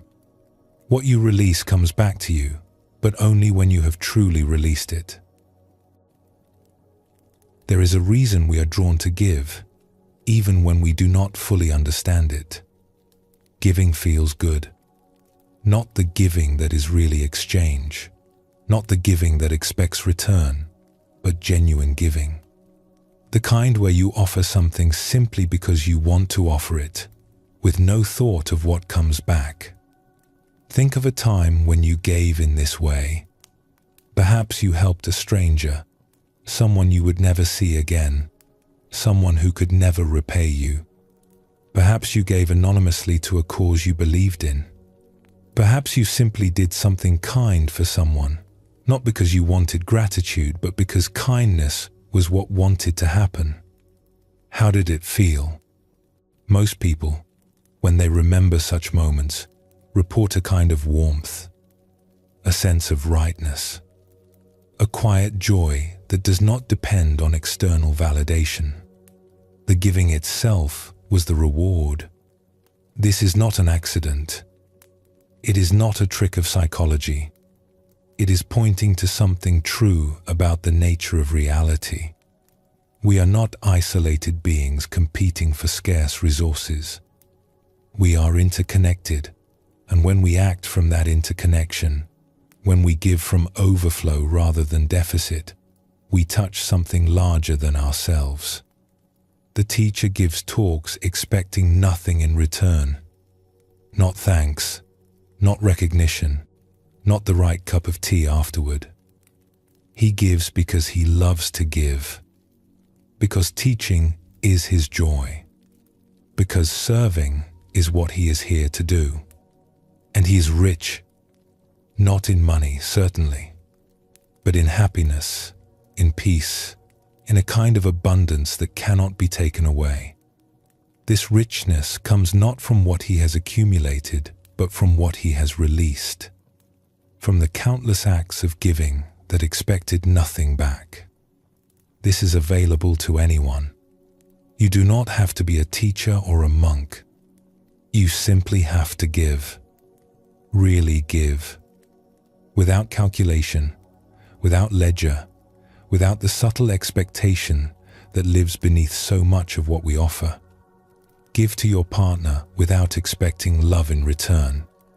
Give to your children without expecting gratitude. Give to your work without expecting recognition. Give to life itself without expecting anything back. And see what happens. See how free you become. See how light. The deepest expression of this teaching is to understand your entire life as an offering. You have been given this existence, this body, this mind, this span of years. You did not earn it. You did not create it. It simply came to you, a gift from sources you cannot fully comprehend. What will you do with this gift?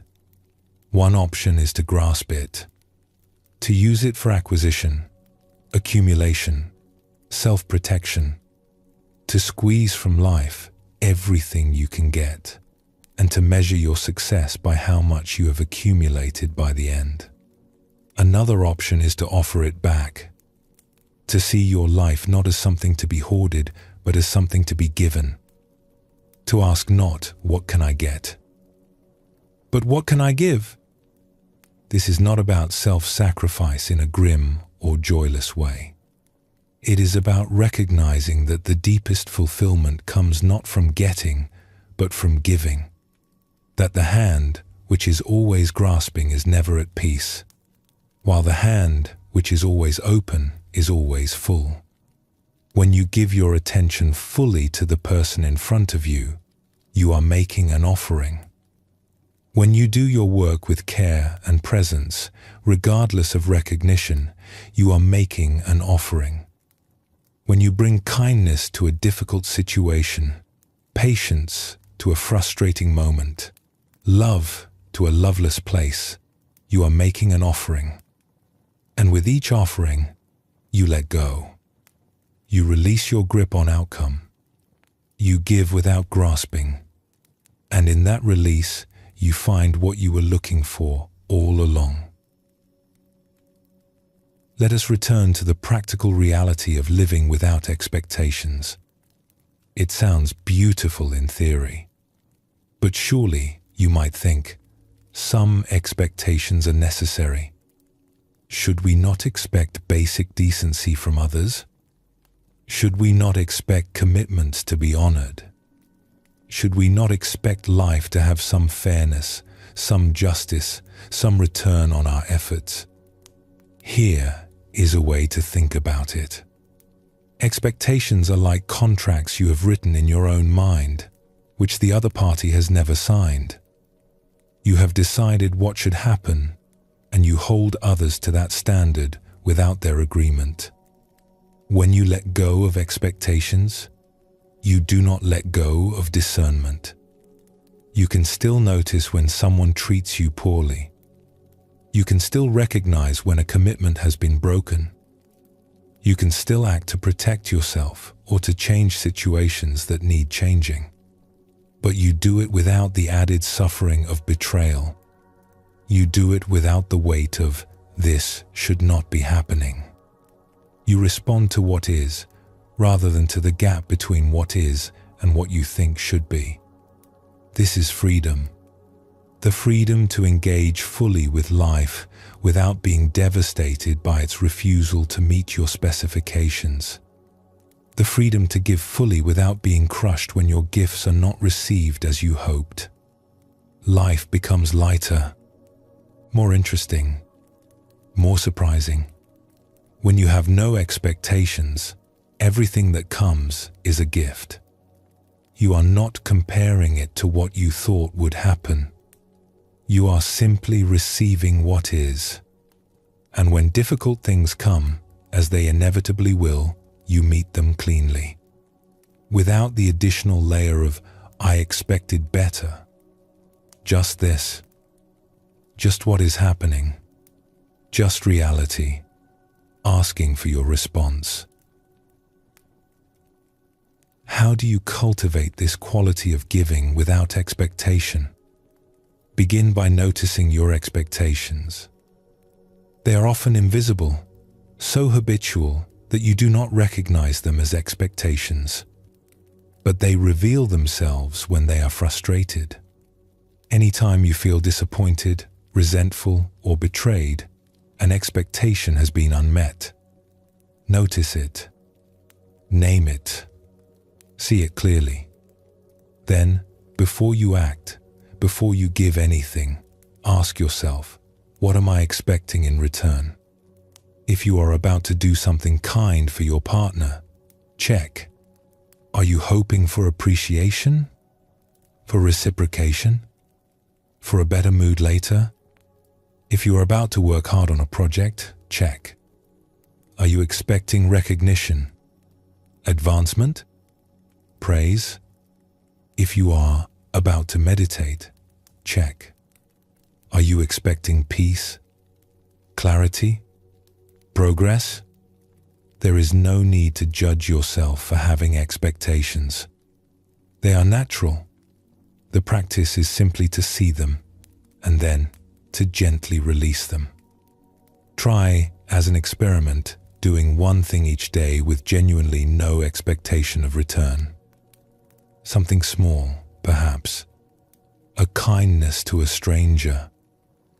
A task done thoroughly even though no one will notice. An offering made anonymously. Notice how it feels. Notice the freedom in it. Notice the absence of the subtle tension that comes with waiting for return. And gradually, let this quality spread. Let more of your giving become genuine giving. Let more of your life become offering. You will not become a doormat. You will not be taken advantage of.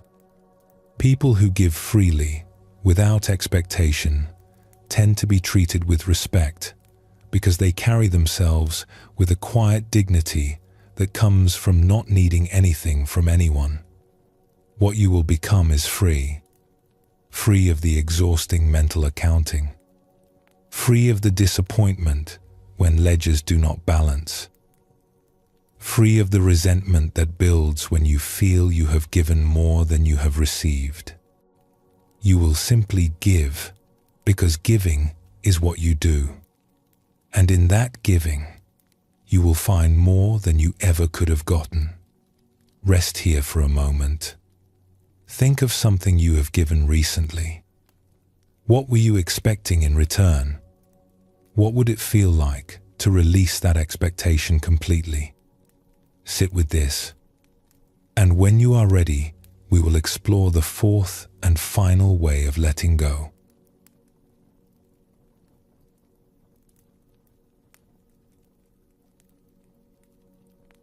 We have traveled far together. We have learned to throw away what we do not need to carry. We have discovered the freedom of wanting to be where we are. We have explored the joy of giving without grasping for return.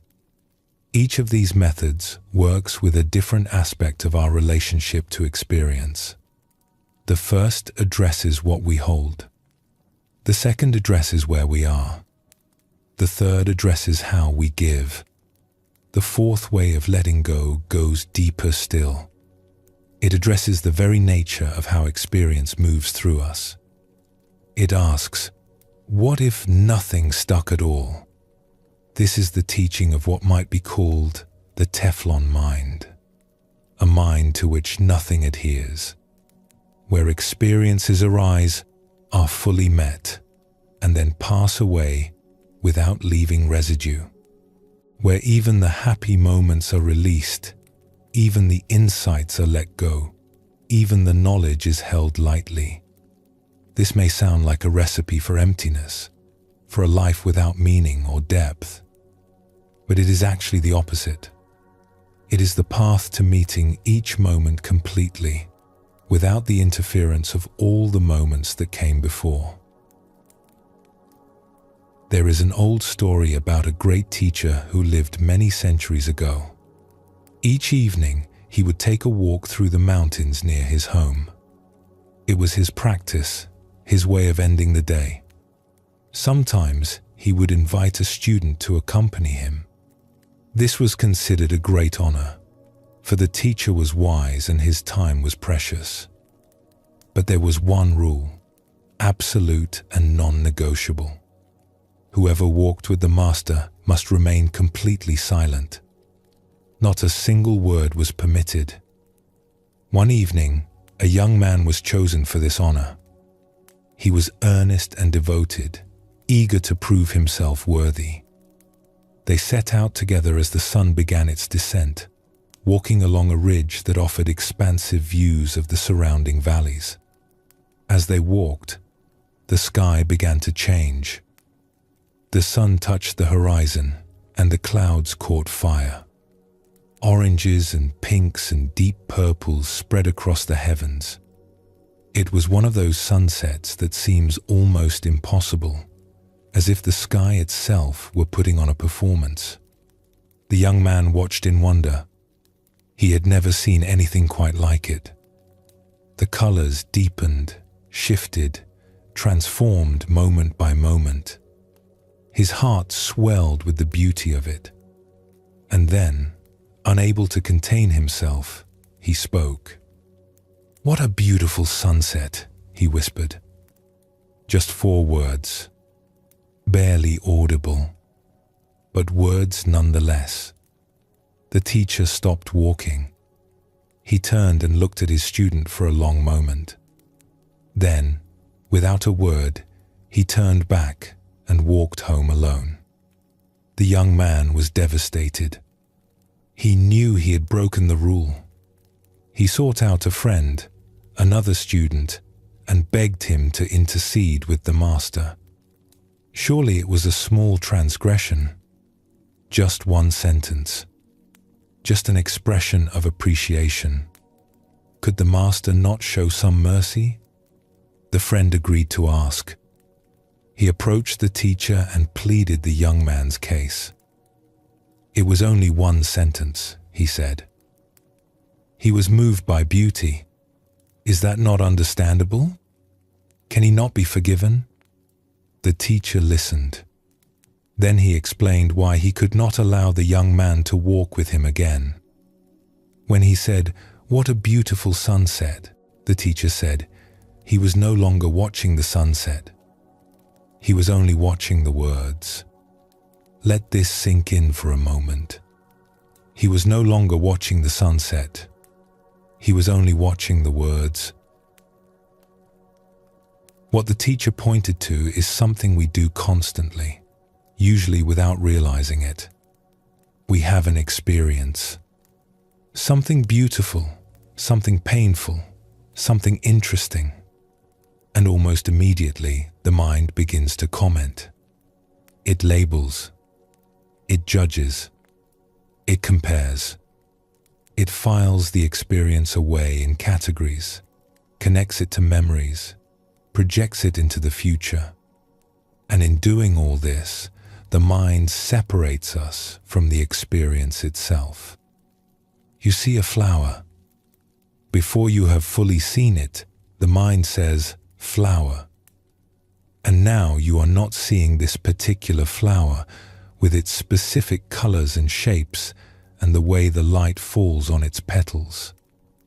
You are seeing the concept, flower, which is an abstraction built from every flower you have ever encountered. You meet a person.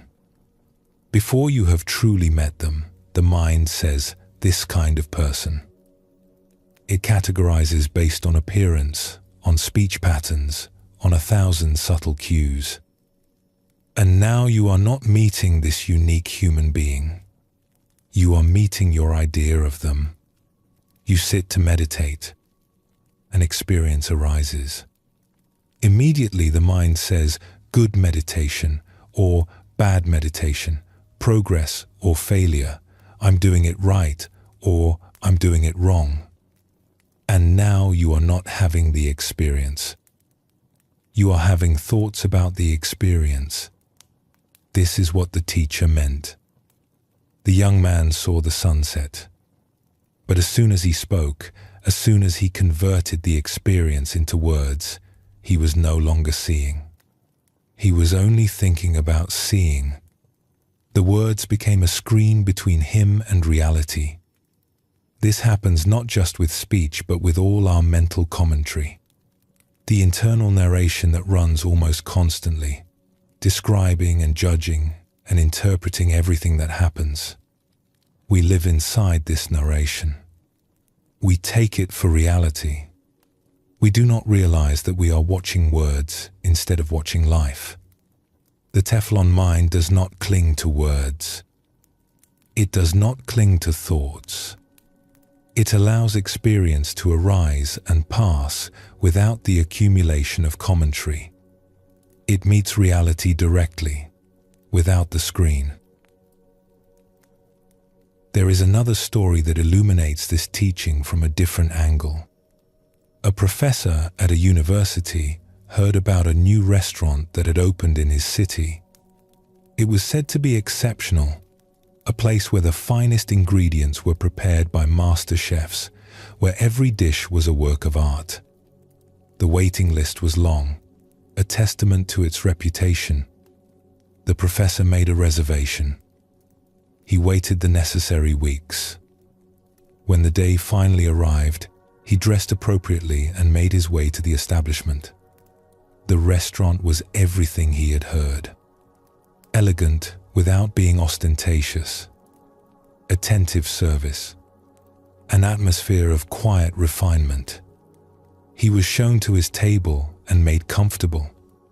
Then the waiter appeared with the menu. It was a beautiful object in itself. Thick parchment, the kind that feels substantial in your hands. The dishes were described in flowing calligraphy, the words themselves seeming to dance on the page. Gold leaf accented the borders. Clearly, great care had been taken in its creation.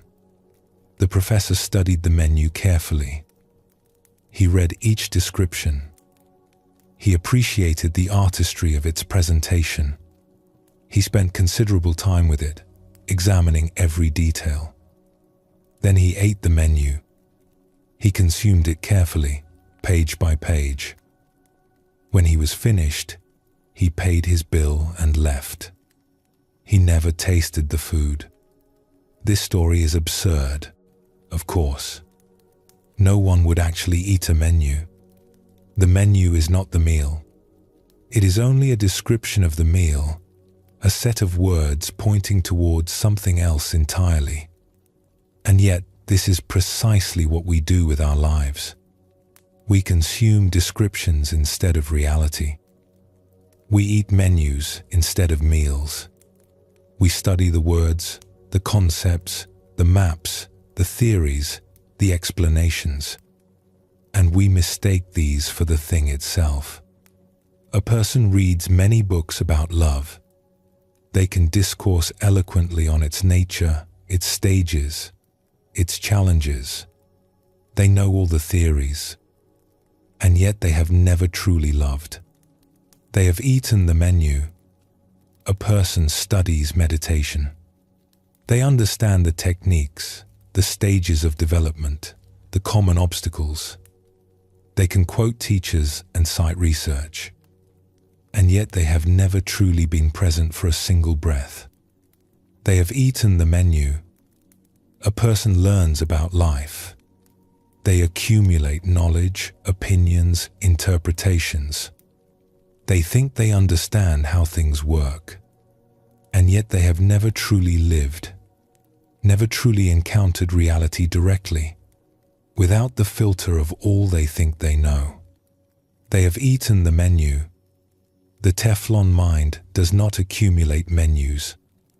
It does not mistake descriptions for reality. It holds knowledge lightly, using it when useful, but never letting it become a substitute for direct experience. There is a phrase worth remembering. It goes like this: never allow knowledge to stand in the way of truth. Knowledge is what you have learned.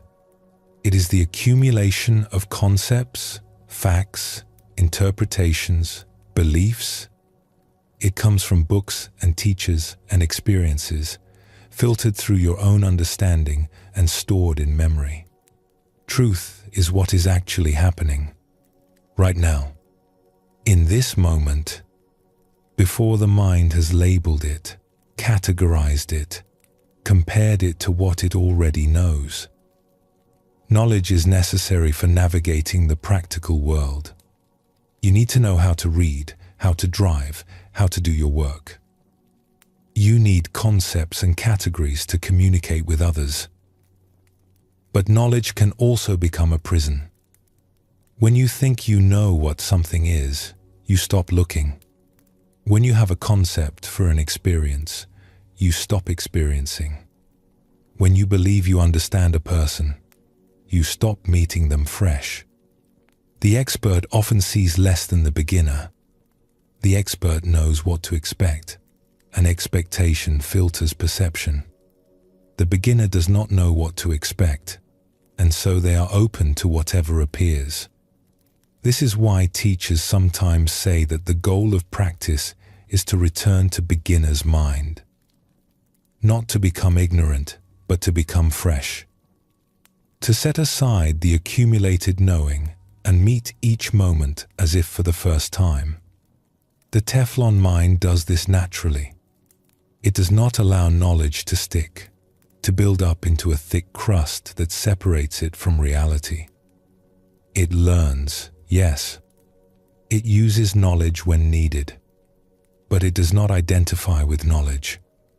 It does not mistake the map for the territory, and so it remains free. Free to see what is actually there. Free to meet each moment on its own terms. Free to be surprised by a reality that is always more interesting, more complex, more alive than any concept can capture. Let us explore a story that shows what becomes possible when we hold knowledge lightly. A young man from a Western country traveled to a remote region to study with a meditation teacher. He ended up staying for 9 years. The area where he lived had not been touched by Western influence. It was a traditional culture, following patterns that had existed for centuries. The young man, as a monk, was not treated as a visitor or an outsider. He was given a place in the social structure. He lived as the local people lived. He saw their ways from the inside, not as a tourist but as a participant. The monastery where he stayed served as a cremation ground for the surrounding villages. When someone died, the body was brought there. The monks performed the funeral rites. The cremation took place. The community came together to mark the passage. Over 9 years, the young man participated in many funerals. He saw the villagers come to mourn their dead. He watched them the day of the funeral, and he saw them in the days and weeks that followed as they went about their ordinary lives. And he noticed something that shocked him. There was no grief, not just an absence of dramatic wailing, which might be explained by cultural norms around emotional expression, but a genuine absence of the deep sadness that he had been taught was the natural, inevitable response to losing someone you love. The villagers came to the funerals. They participated in the rituals, and then they returned to their lives. There was no extended mourning, no depression, no struggling to process the loss. They simply continued, apparently at peace. At first, the young man thought he must be missing something. Perhaps they were suppressing their grief. Perhaps it would emerge later. Perhaps there were private expressions of sorrow that he was not witnessing. But 9 years is a long time. He saw the same people day after day. He knew them well, and he could find no evidence of hidden grief. It simply was not there. This contradicted everything he had been taught. In his culture, grief was considered natural and necessary. To lose someone you loved and not grieve was thought to be unhealthy, a sign of denial or emotional blockage.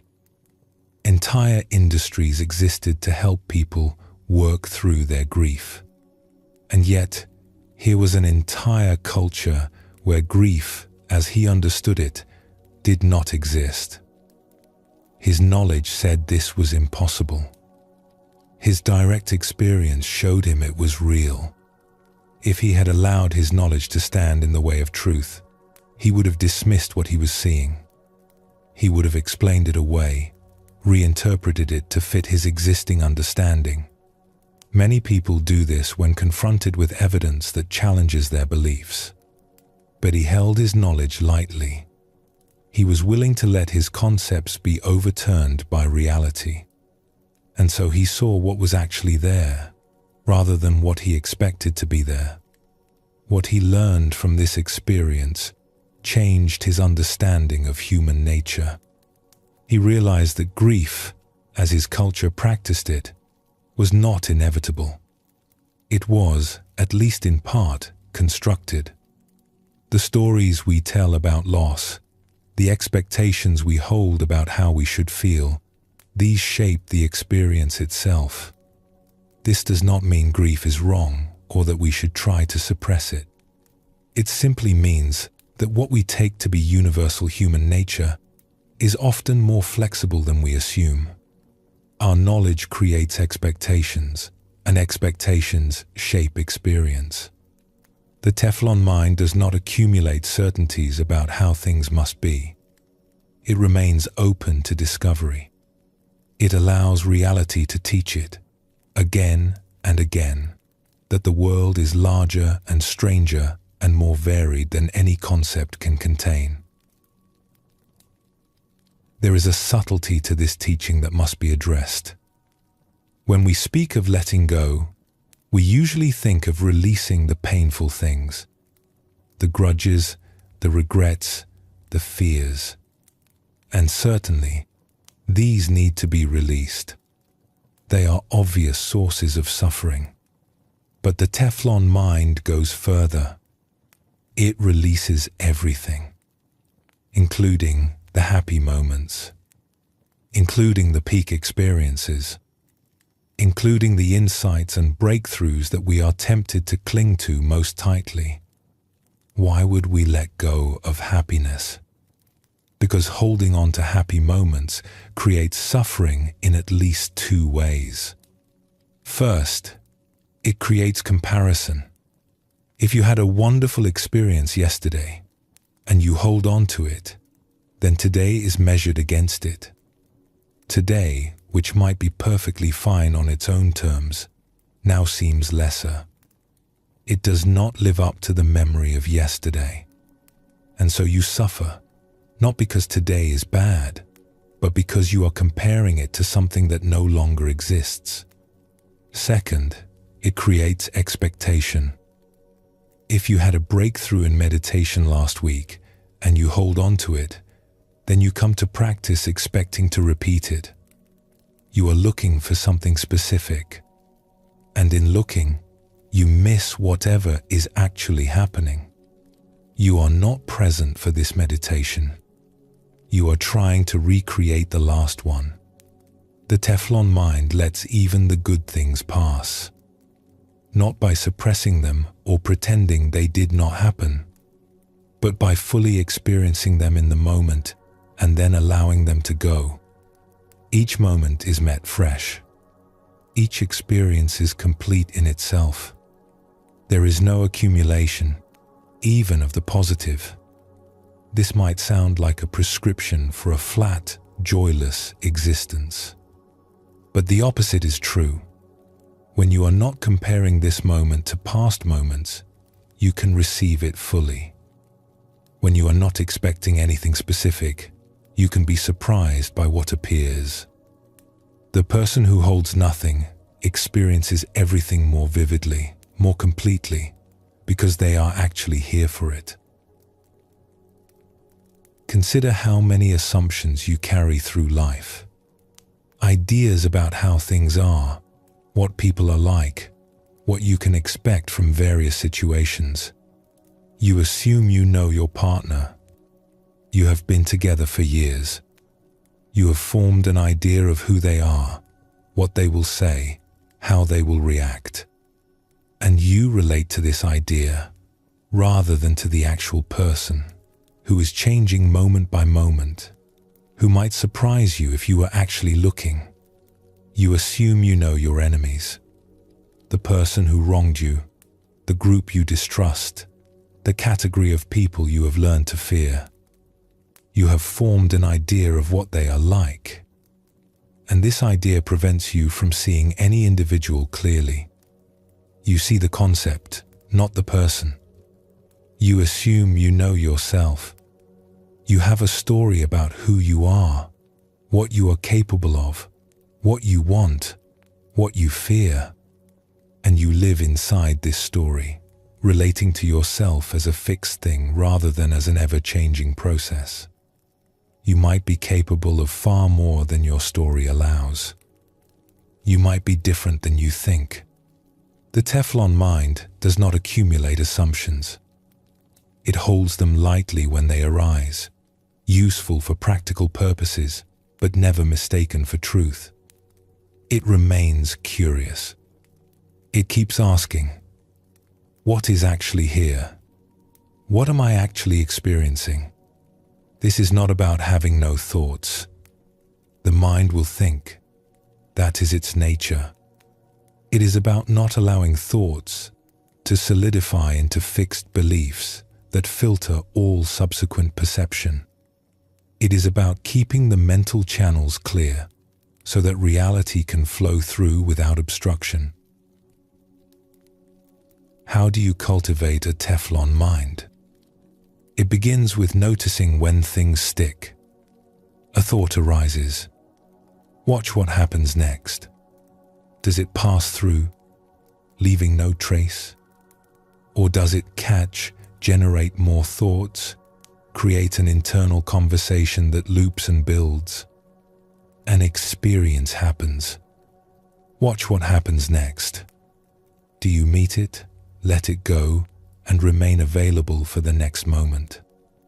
Or do you hold it, compare it, try to recreate it, or escape it? Knowledge is offered. Watch what happens next. Do you receive it lightly, using it when helpful, and setting it aside when not?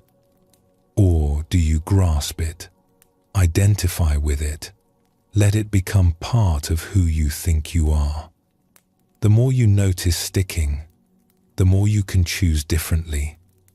Not by forcing things to not stick, but by simply relaxing the grip. You see that you are holding, and in seeing, the holding loosens.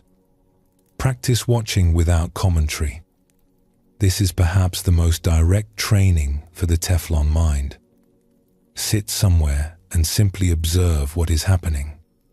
Sounds, sensations, sights. And when the commentary begins, when the mind starts to label and judge and compare, notice that. See that you have shifted from watching reality to watching words. Then return. Again and again. Each return is a letting go. Each return is a moment of freedom from the accumulated mental residue. Over time, the habit of accumulation begins to weaken. The mind becomes lighter, not empty of content, but free of the compulsive need to hold everything. Thoughts arise and pass. Experiences arise and pass. Knowledge is available when needed and transparent when not. And life becomes vivid, surprisingly vivid, because you are finally seeing it directly, instead of through the thick filter of everything you thought you knew. There is a light way to remember this teaching. We have two ears, one on each side of the head, and if you look carefully, you might notice something. One ear is for things to come in. The other is for things to go out. Information arrives through one side. It passes through. It exits through the other side. Nothing needs to be kept. This is, of course, a playful image. Ears do not actually work this way, but the image points to something true about how the mind can function. Input can flow through without accumulating. Experience can arise and pass without leaving deposits. The channel can stay clear. In and out. Nothing needs to stick. The difficult thing someone said to you yesterday, let it come in one ear and out the other. The praise you received that made you feel special, let it come in one ear and out the other. The insight you had in meditation, let it come in one ear and out the other. The worry about tomorrow, let it come in one ear and out the other, not by suppressing or denying, but by meeting fully and then releasing completely, by having a mind to which nothing sticks. This is the fourth way of letting go. It is, in some ways, the simplest and the most profound. It asks nothing except that you stop collecting, stop accumulating, stop building the great edifice of the known, which separates you from the unknown that is always here, always fresh, always offering itself to be discovered. Let the sunset be the sunset. Let this moment be this moment. Let life be life, without the weight of all you think you know about it. Rest here for a moment. Notice what is arising in your mind right now. Thoughts about what you have heard, perhaps. Reactions, questions, insights. Can you let these pass through without holding on? Can you feel what it might be like to meet each moment clean, unburdened by all the moments before? And when you are ready, we will bring these teachings together.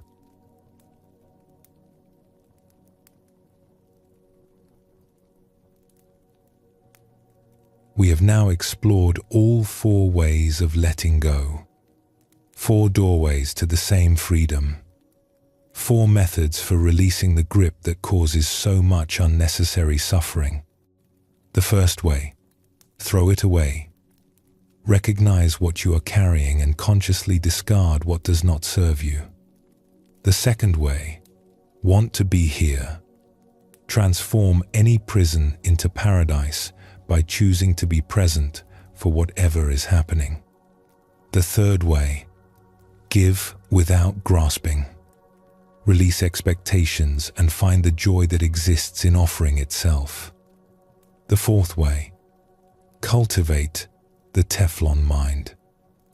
Let experiences arise and pass without accumulation, meeting each moment fresh. These are not separate techniques to be used in isolation. They are facets of one liberating orientation toward life. They support and reinforce each other. A person practicing one will naturally find themselves drawn into the others. But having explored them individually, it is worth asking, how do they come together? How do we actually live this way? Not just in moments of clarity, but in the ordinary texture of our days. This is the question of integration, and it begins with a recognition that may seem paradoxical at first. Letting go is not the only thing.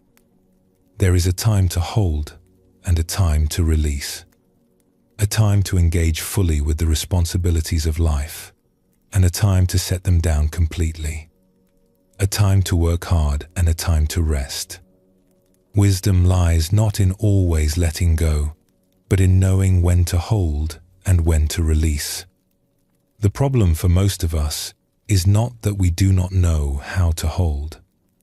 We are very good at that. We have been trained since childhood in the arts of effort, responsibility, achievement, and accumulation. We know how to pick things up. We know how to carry them. We know how to keep going, even when we are tired. What we do not know is how to put things down. We do not know how to truly rest. Even when our bodies are still, our minds continue carrying. Even on vacation, we bring our worries with us. Even in sleep, we do not fully release. This is why the teaching of letting go is so essential. Not because it should replace engagement, but because it completes it. The full rhythm of a healthy life includes both holding and releasing, effort and ease, carrying and resting. The 4 ways of letting go are tools for the releasing side of this rhythm. They are skills to be developed so that when it is time to rest, you can actually rest. When it is time to be at peace, peace is available. When you need to set something down, you know how. And paradoxically, this makes your engagement more effective. The person who can truly rest returns to work refreshed. The person who can truly let go picks up their responsibilities with renewed energy. Holding becomes lighter when you know you can release. As we integrate these teachings, it is worth addressing one of the most common obstacles to letting go. This is the voice in the mind that finds fault with everything. The voice that complains. You know this voice. It comments on everything that is wrong. The weather is too hot or too cold. The food is not quite right. The people around you are doing things incorrectly. The situation you find yourself in has flaws that need to be pointed out, if only to yourself. This voice seems like it is trying to help. It seems like it is identifying problems so they can be fixed. But watch it carefully, and you will notice something. It rarely leads to improvement. It simply runs, on and on, finding one fault after another, creating a constant background hum of dissatisfaction. Let us explore a small example. A teacher was giving a talk one evening when dogs began barking outside. They barked loudly and persistently, interrupting the flow of his words. Some people in the audience grew visibly annoyed. They shifted in their seats. They frowned toward the windows. Their minds were saying, "This should not be happening. Those dogs should be quiet. Someone should do something." The teacher paused, smiled, and said simply, "That is what dogs do. They bark." And he continued with his talk. This is such a small thing, but it contains a profound teaching. The dogs were going to bark whether anyone complained or not. The sound was what it was. The only question was whether to add mental suffering to the auditory experience. The complaining mind would argue endlessly with the dogs. It would wish they were different. It would construct scenarios of how they should be silenced. It would grow irritated and distracted, missing the teaching while it fought with reality. The mind that lets go simply notes, "Dogs bark. This is happening," and it returns attention to what matters. This applies to far more than dogs. That is what traffic does. It moves slowly sometimes. That is what weather does. It rains, it shines, it changes. That is what bodies do. They age, they ache, they have limitations. That is what people do. They behave in ways that are sometimes inconvenient or disappointing. You do not have to like these things. You do not have to pretend they are pleasant. But you can stop the useless argument with reality. You can throw the complaint away and return to life as it actually is. Here is another example, slightly more challenging. Picture a long flight. You are tired. You want to rest. And somewhere nearby, a baby begins to cry. Not just a brief fussing, but the full-throated wail of infant distress. It goes on and on. The parents are doing their best, but nothing seems to help. The sound fills the cabin, inescapable. What happens in your mind? For many people, the complaining voice activates immediately. This should not be happening. Why did they bring a baby on this flight? Can they not do something? When will it stop? And beneath the complaints, perhaps a fantasy arises. A wish that the situation could simply be eliminated. That the source of the disturbance could somehow disappear. A teacher once confessed, with characteristic honesty, that when faced with such a situation, a small part of him sometimes imagined opening the airplane door and tossing the baby out. He was joking, of course. He would never do such a thing. He was a person of deep compassion who would never harm anyone, let alone a child. But the joke points to something true about the mind. When we cannot control a situation, the mind sometimes generates absurd and even violent fantasies of elimination. This is the complaining mind taken to its extreme. The alternative is not to suppress the discomfort. The sound is genuinely unpleasant. The tiredness is real. But instead of throwing the baby out, you throw the complaint out. You let go of the argument with reality. You accept that this is happening, that you cannot change it, that your resistance is only adding suffering to an already difficult situation. And something shifts. The sound is still there, but the war with the sound has ended. There is just experience, neither good nor bad. Simply what is happening in this moment on this flight. This is integration. This is taking the teaching off the cushion and into the messy reality of daily life. It is not always easy. Sometimes it takes practice and patience, but it is always possible. Let us explore how the teaching on expectations applies to the small moments. A teacher arrives to give a talk. He has been traveling, teaching, serving in various capacities. He is a little tired. A cup of tea would be welcome. After the talk, someone brings him tea. But it is not the tea he prefers. It is a different variety, perhaps not brewed quite right, not what he had in mind. Now, a person who has not practiced letting go might experience disappointment, a small irritation.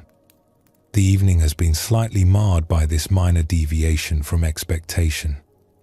But the teacher, who has spent decades practicing the art of release, simply notices, not the right tea, and then lets it go. It is such a small thing. And yet, small things accumulate. Small disappointments pile up. Small irritations build into chronic dissatisfaction. The person who cannot let go of the wrong tea cannot let go of anything. And the person who can let go of the wrong tea can let go of everything. This is why we practice with the small moments. Not because they matter in themselves, but because they train the mind. Each small release builds the capacity for larger release. Each time you let go of a minor expectation, you strengthen the muscle that will be needed when major challenges arise. So, practice with the tea. Practice with the traffic. Practice with the weather and the noise and the countless small ways that reality fails to match your preferences. And when the large things come, as they will, you will be ready. The teaching about the barking dogs extends to the people in our lives. Your partner has habits that irritate you. They leave things in the wrong place. They forget things you have told them. They respond in ways that are not quite what you hoped for. That is what this person does. That is who they are, at least in this moment. You can spend your energy wishing they were different, arguing internally with their nature, feeling constantly disappointed by the gap between who they are and who you want them to be. Or you can let go, not by abandoning the relationship, not by suppressing your genuine feelings, but by releasing the expectation that they should be other than they are, by accepting the actual person rather than relating to your idea of who they should become. This is a profound form of love. To see someone clearly, with all their imperfections, and to be at peace with what you see.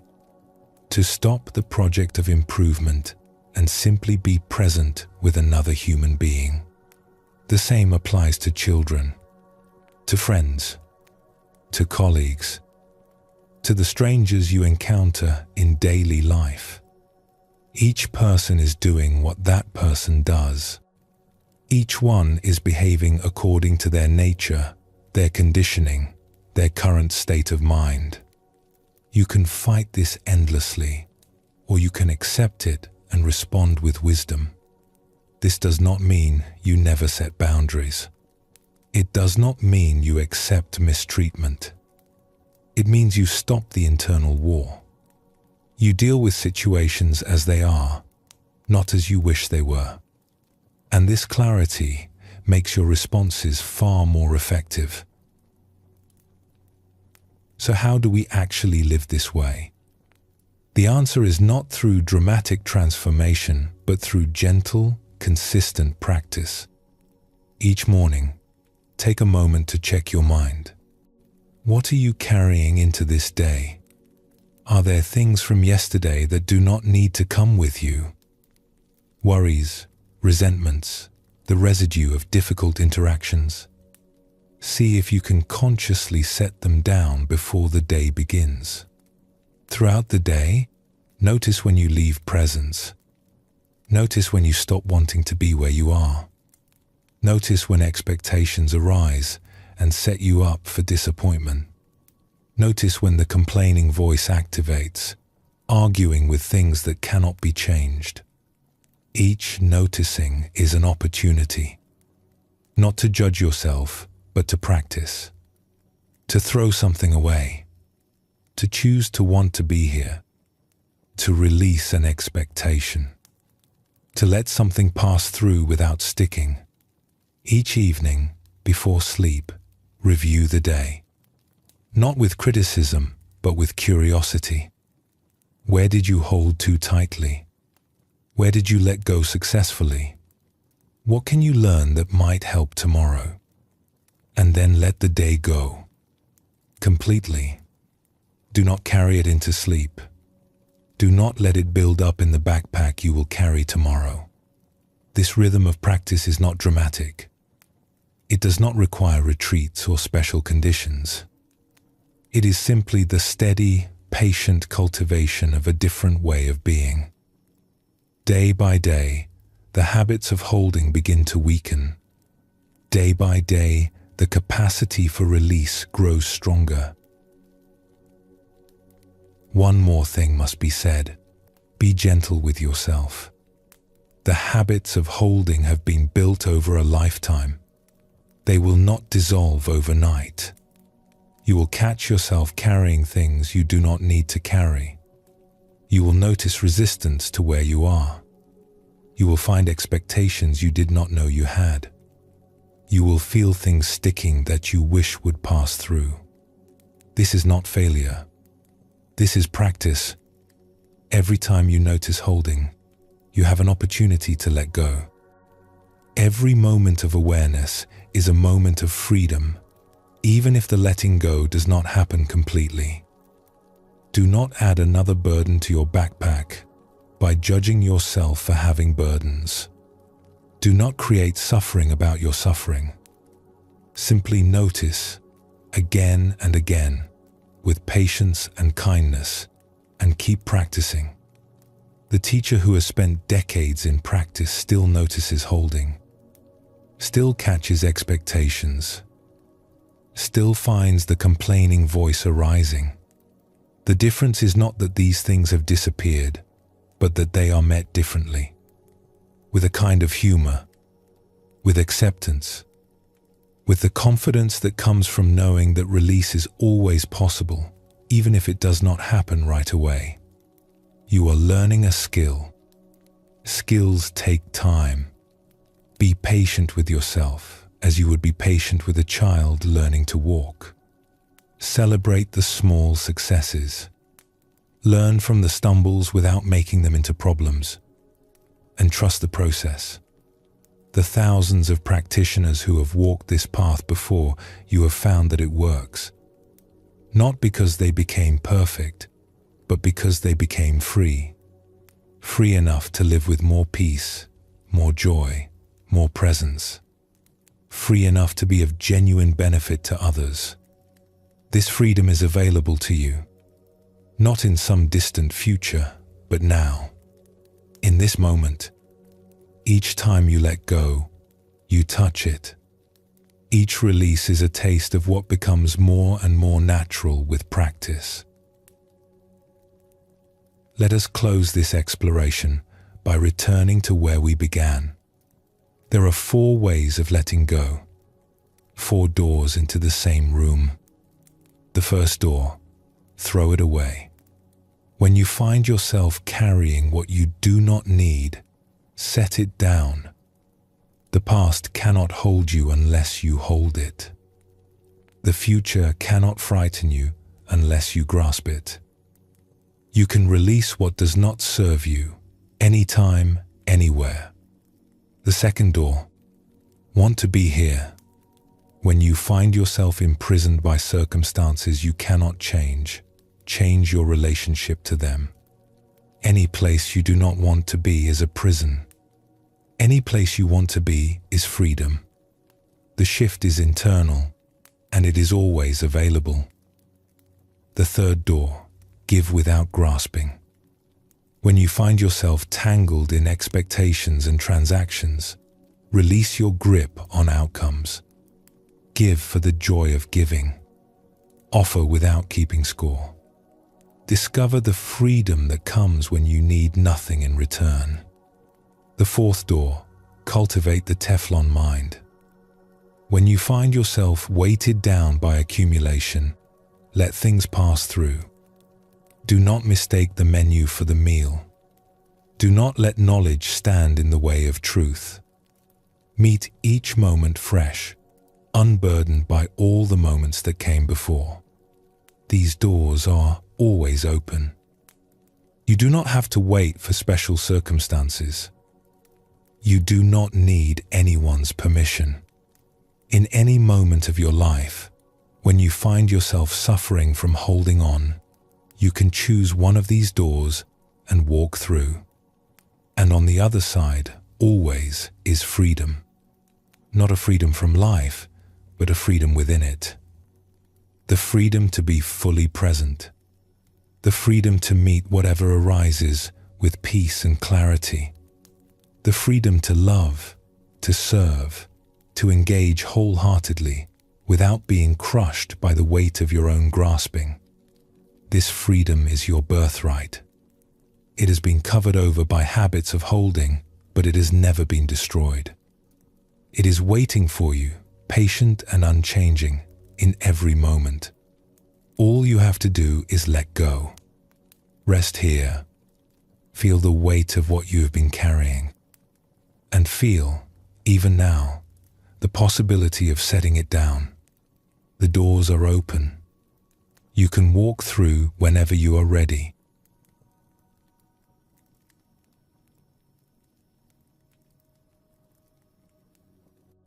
We have explored the 4 ways of letting go. We have considered how to integrate them into the rhythm of daily life. But there is a question we have not yet addressed directly. Why bother? This may seem like a strange question at this point. We have spoken of freedom, of peace, of the end of unnecessary suffering. These are surely reason enough. But let us go deeper. Let us explore what actually opens when a person begins to live this way. What becomes possible that was not possible before? What gifts arrive that cannot be received by hands that are always grasping? Because letting go is not just about ending suffering, though it does that. It is about making room. Room for something larger, something richer, something that cannot enter a life that is already full to overflowing with holding. Consider what happens in a relationship when you let go. You release your expectations of how your partner should be. You stop the internal argument with their nature.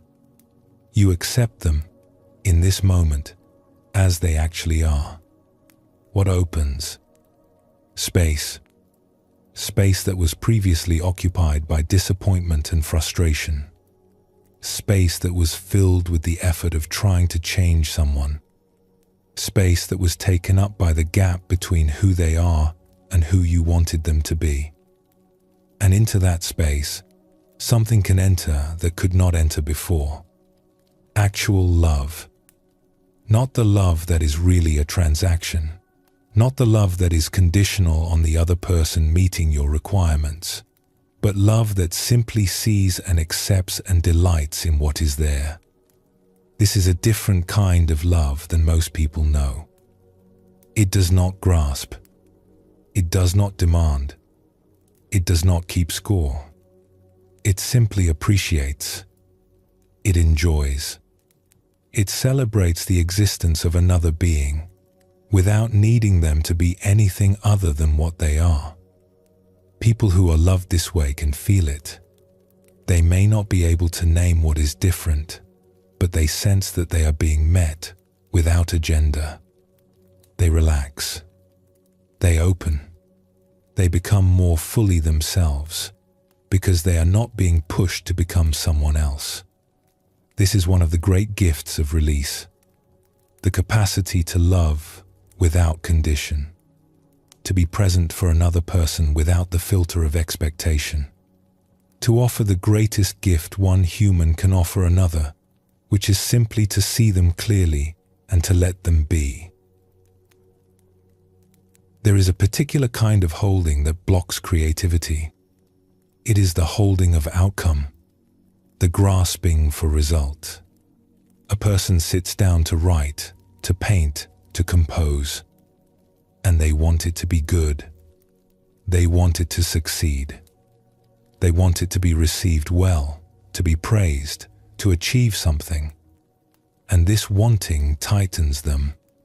It creates a kind of constriction, a narrowing of possibility. They are not free to follow where the work wants to go. They are steering it toward where they think it should end up.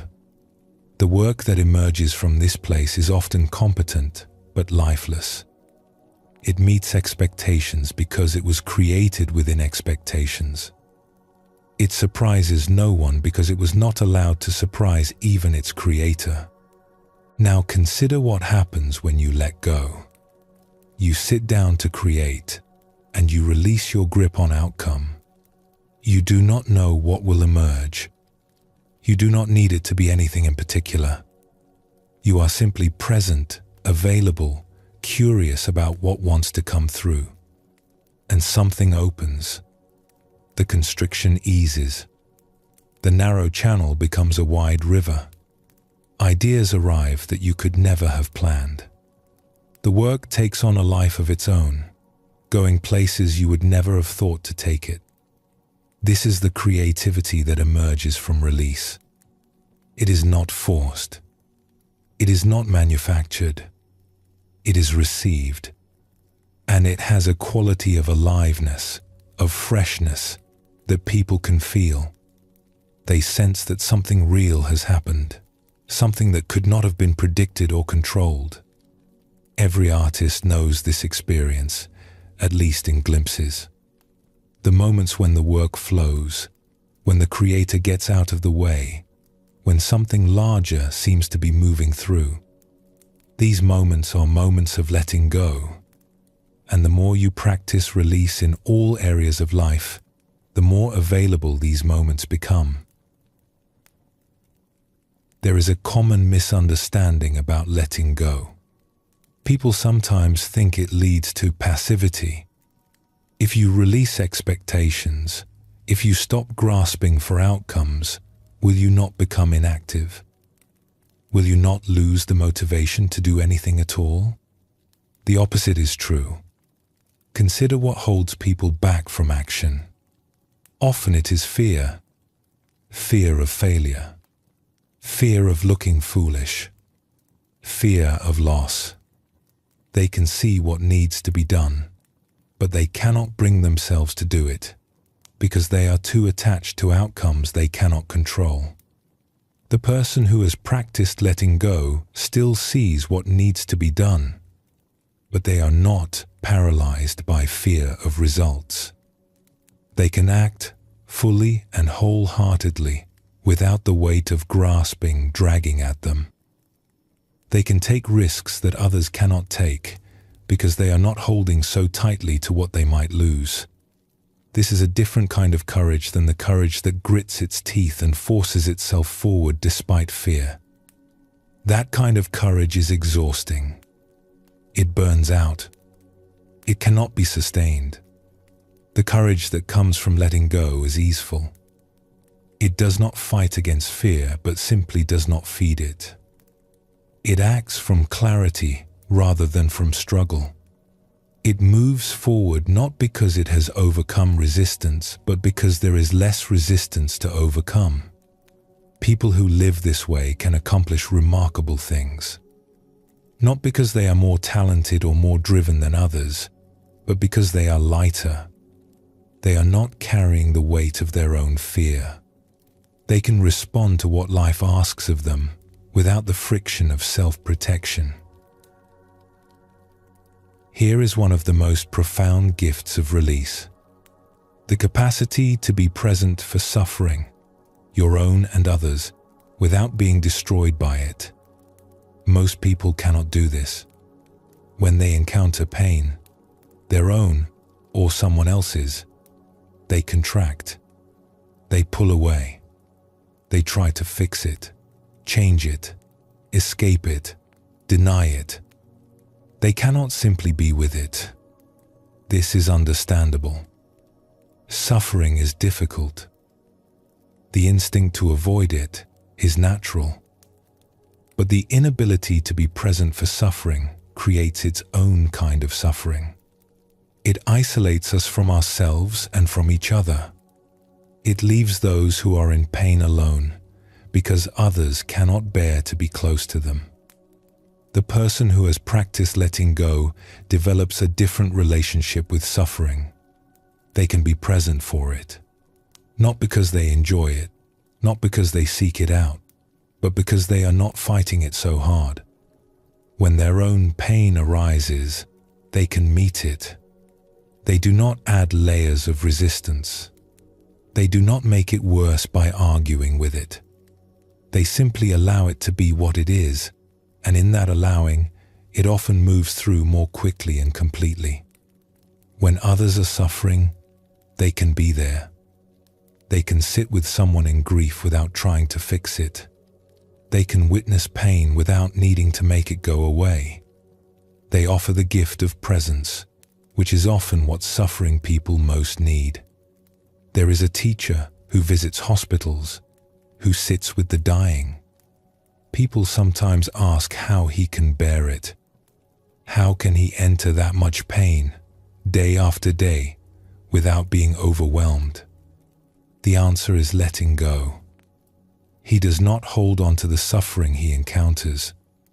He is fully present for it, in the moment, and then he lets it pass through. It does not accumulate in him. He does not carry it home.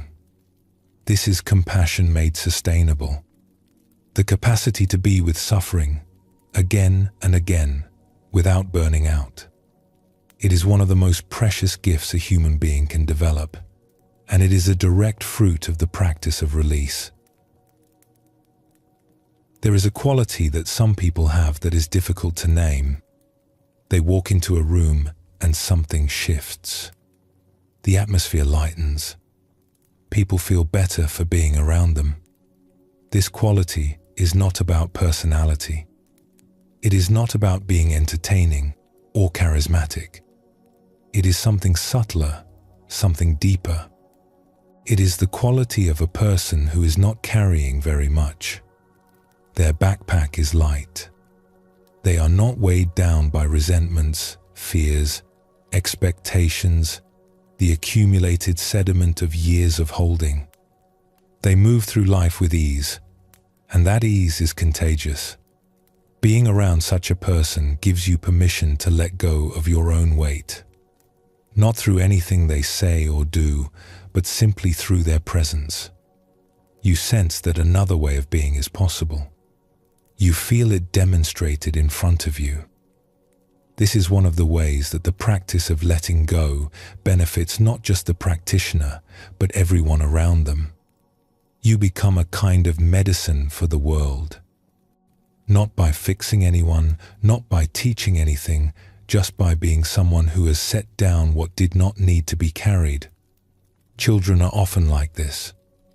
Before the world teaches them to hold on, they move with a natural lightness. They are fully present, fully engaged, and then they let go completely. They cry, and then they laugh.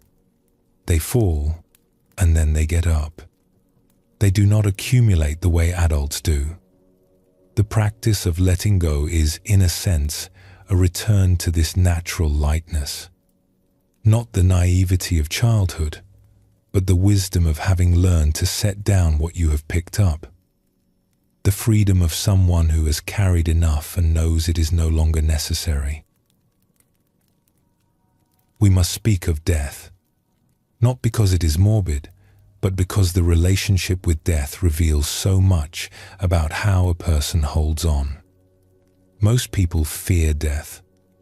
They do not like to think about it. When it comes close, through illness or loss, they contract with dread. They fight against the inevitable. They make their final days a battle rather than a transition. This fear is understandable. Death is the ultimate letting go. Everything you have held will be released. Everything you have accumulated will be left behind. Every attachment will be severed. For a person who has not practiced letting go, this is terrifying. The mind that has spent a lifetime grasping cannot imagine release.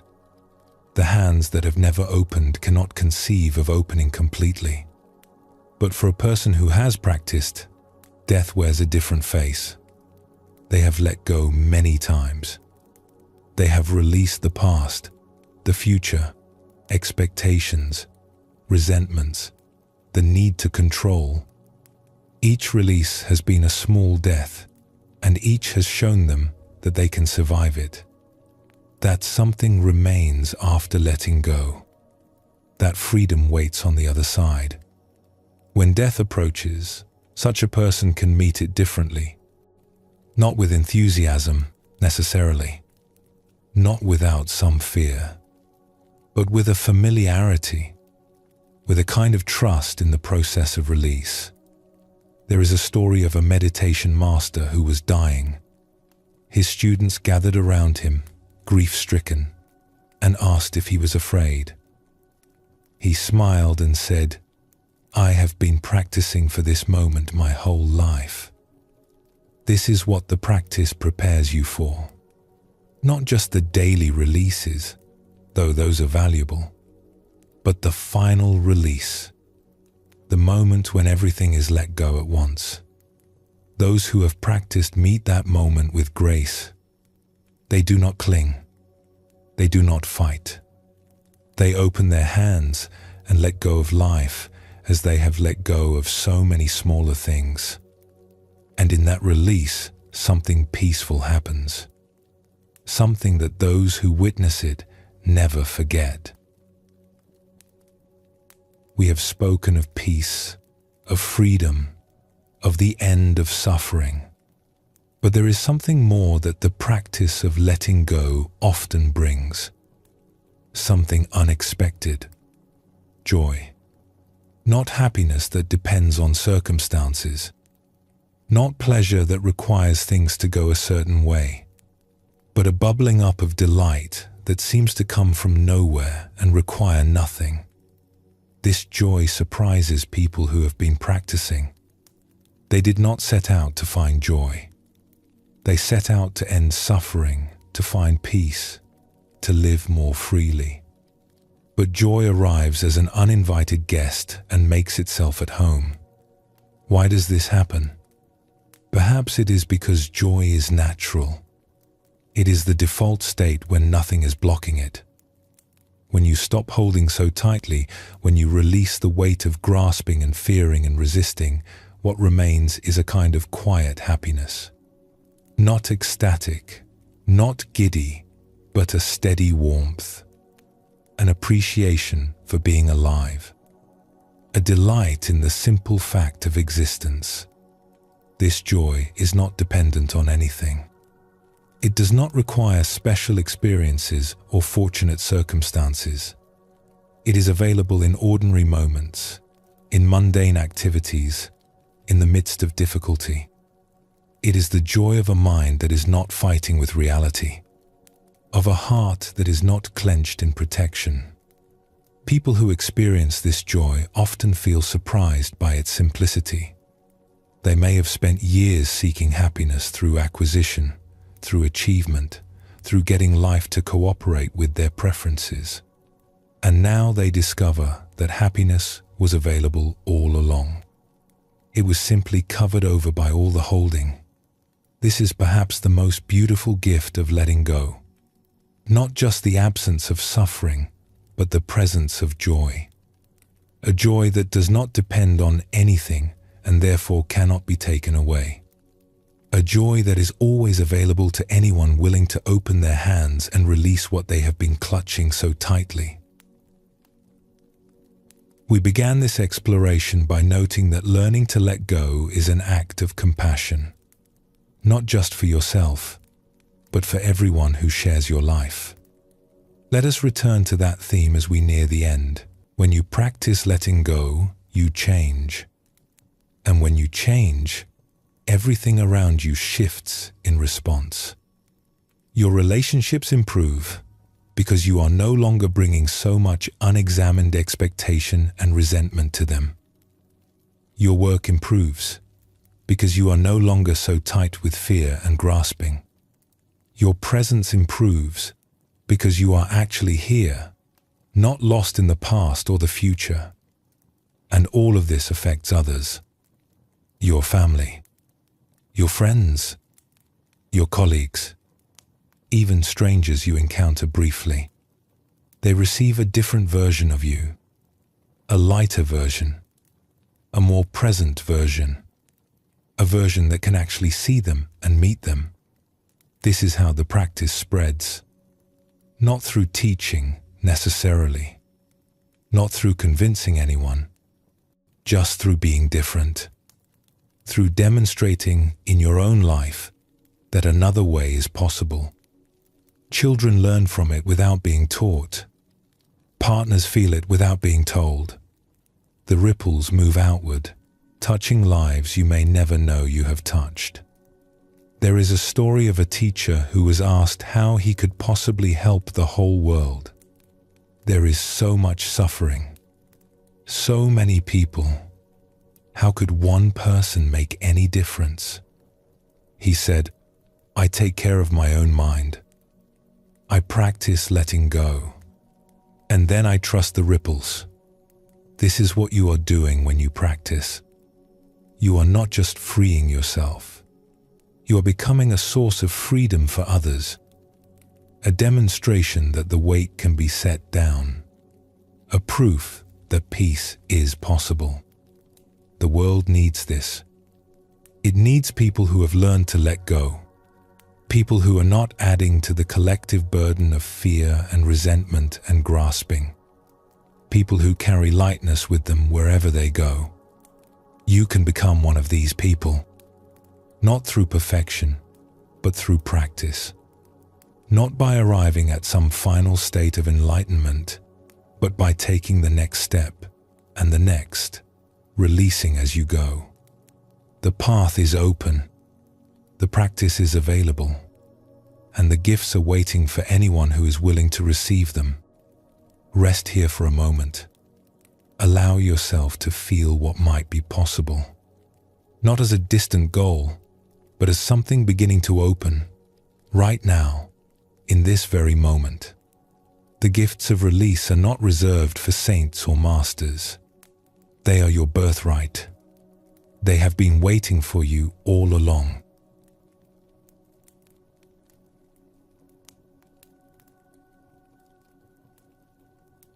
We have come to the end of this journey together, but in another sense, the journey is only beginning. Knowing these teachings and living them are different things. The words you have heard are like seeds. They have been planted, but seeds require tending. They need the water of practice, the sunlight of attention, the patience of time. Do not expect perfection from yourself. Do not imagine that you will hear these teachings once and be transformed forever. The habits of holding have been built over decades. They are woven into the very fabric of how you experience life. They will not dissolve simply because you now know they are optional. But something has shifted. Something has opened. You have seen that another way is possible. You have been given 4 doors, and you know now that they exist. Even when you forget, even when you fall back into old patterns, some part of you will remember. And remembering, you can begin again. This is how freedom grows. Not in dramatic leaps, but in small, repeated choices. Each time you throw something away that you do not need. Each time you choose to want to be where you are. Each time you give without grasping for return. Each time you let an experience pass through without sticking. Each of these moments is a step toward the life that is waiting for you on the other side of your holding. Be kind to yourself on this path. Be patient with your struggles. And be confident in the possibility that brought you here. The same longing for freedom that led you to listen is the force that will carry you forward.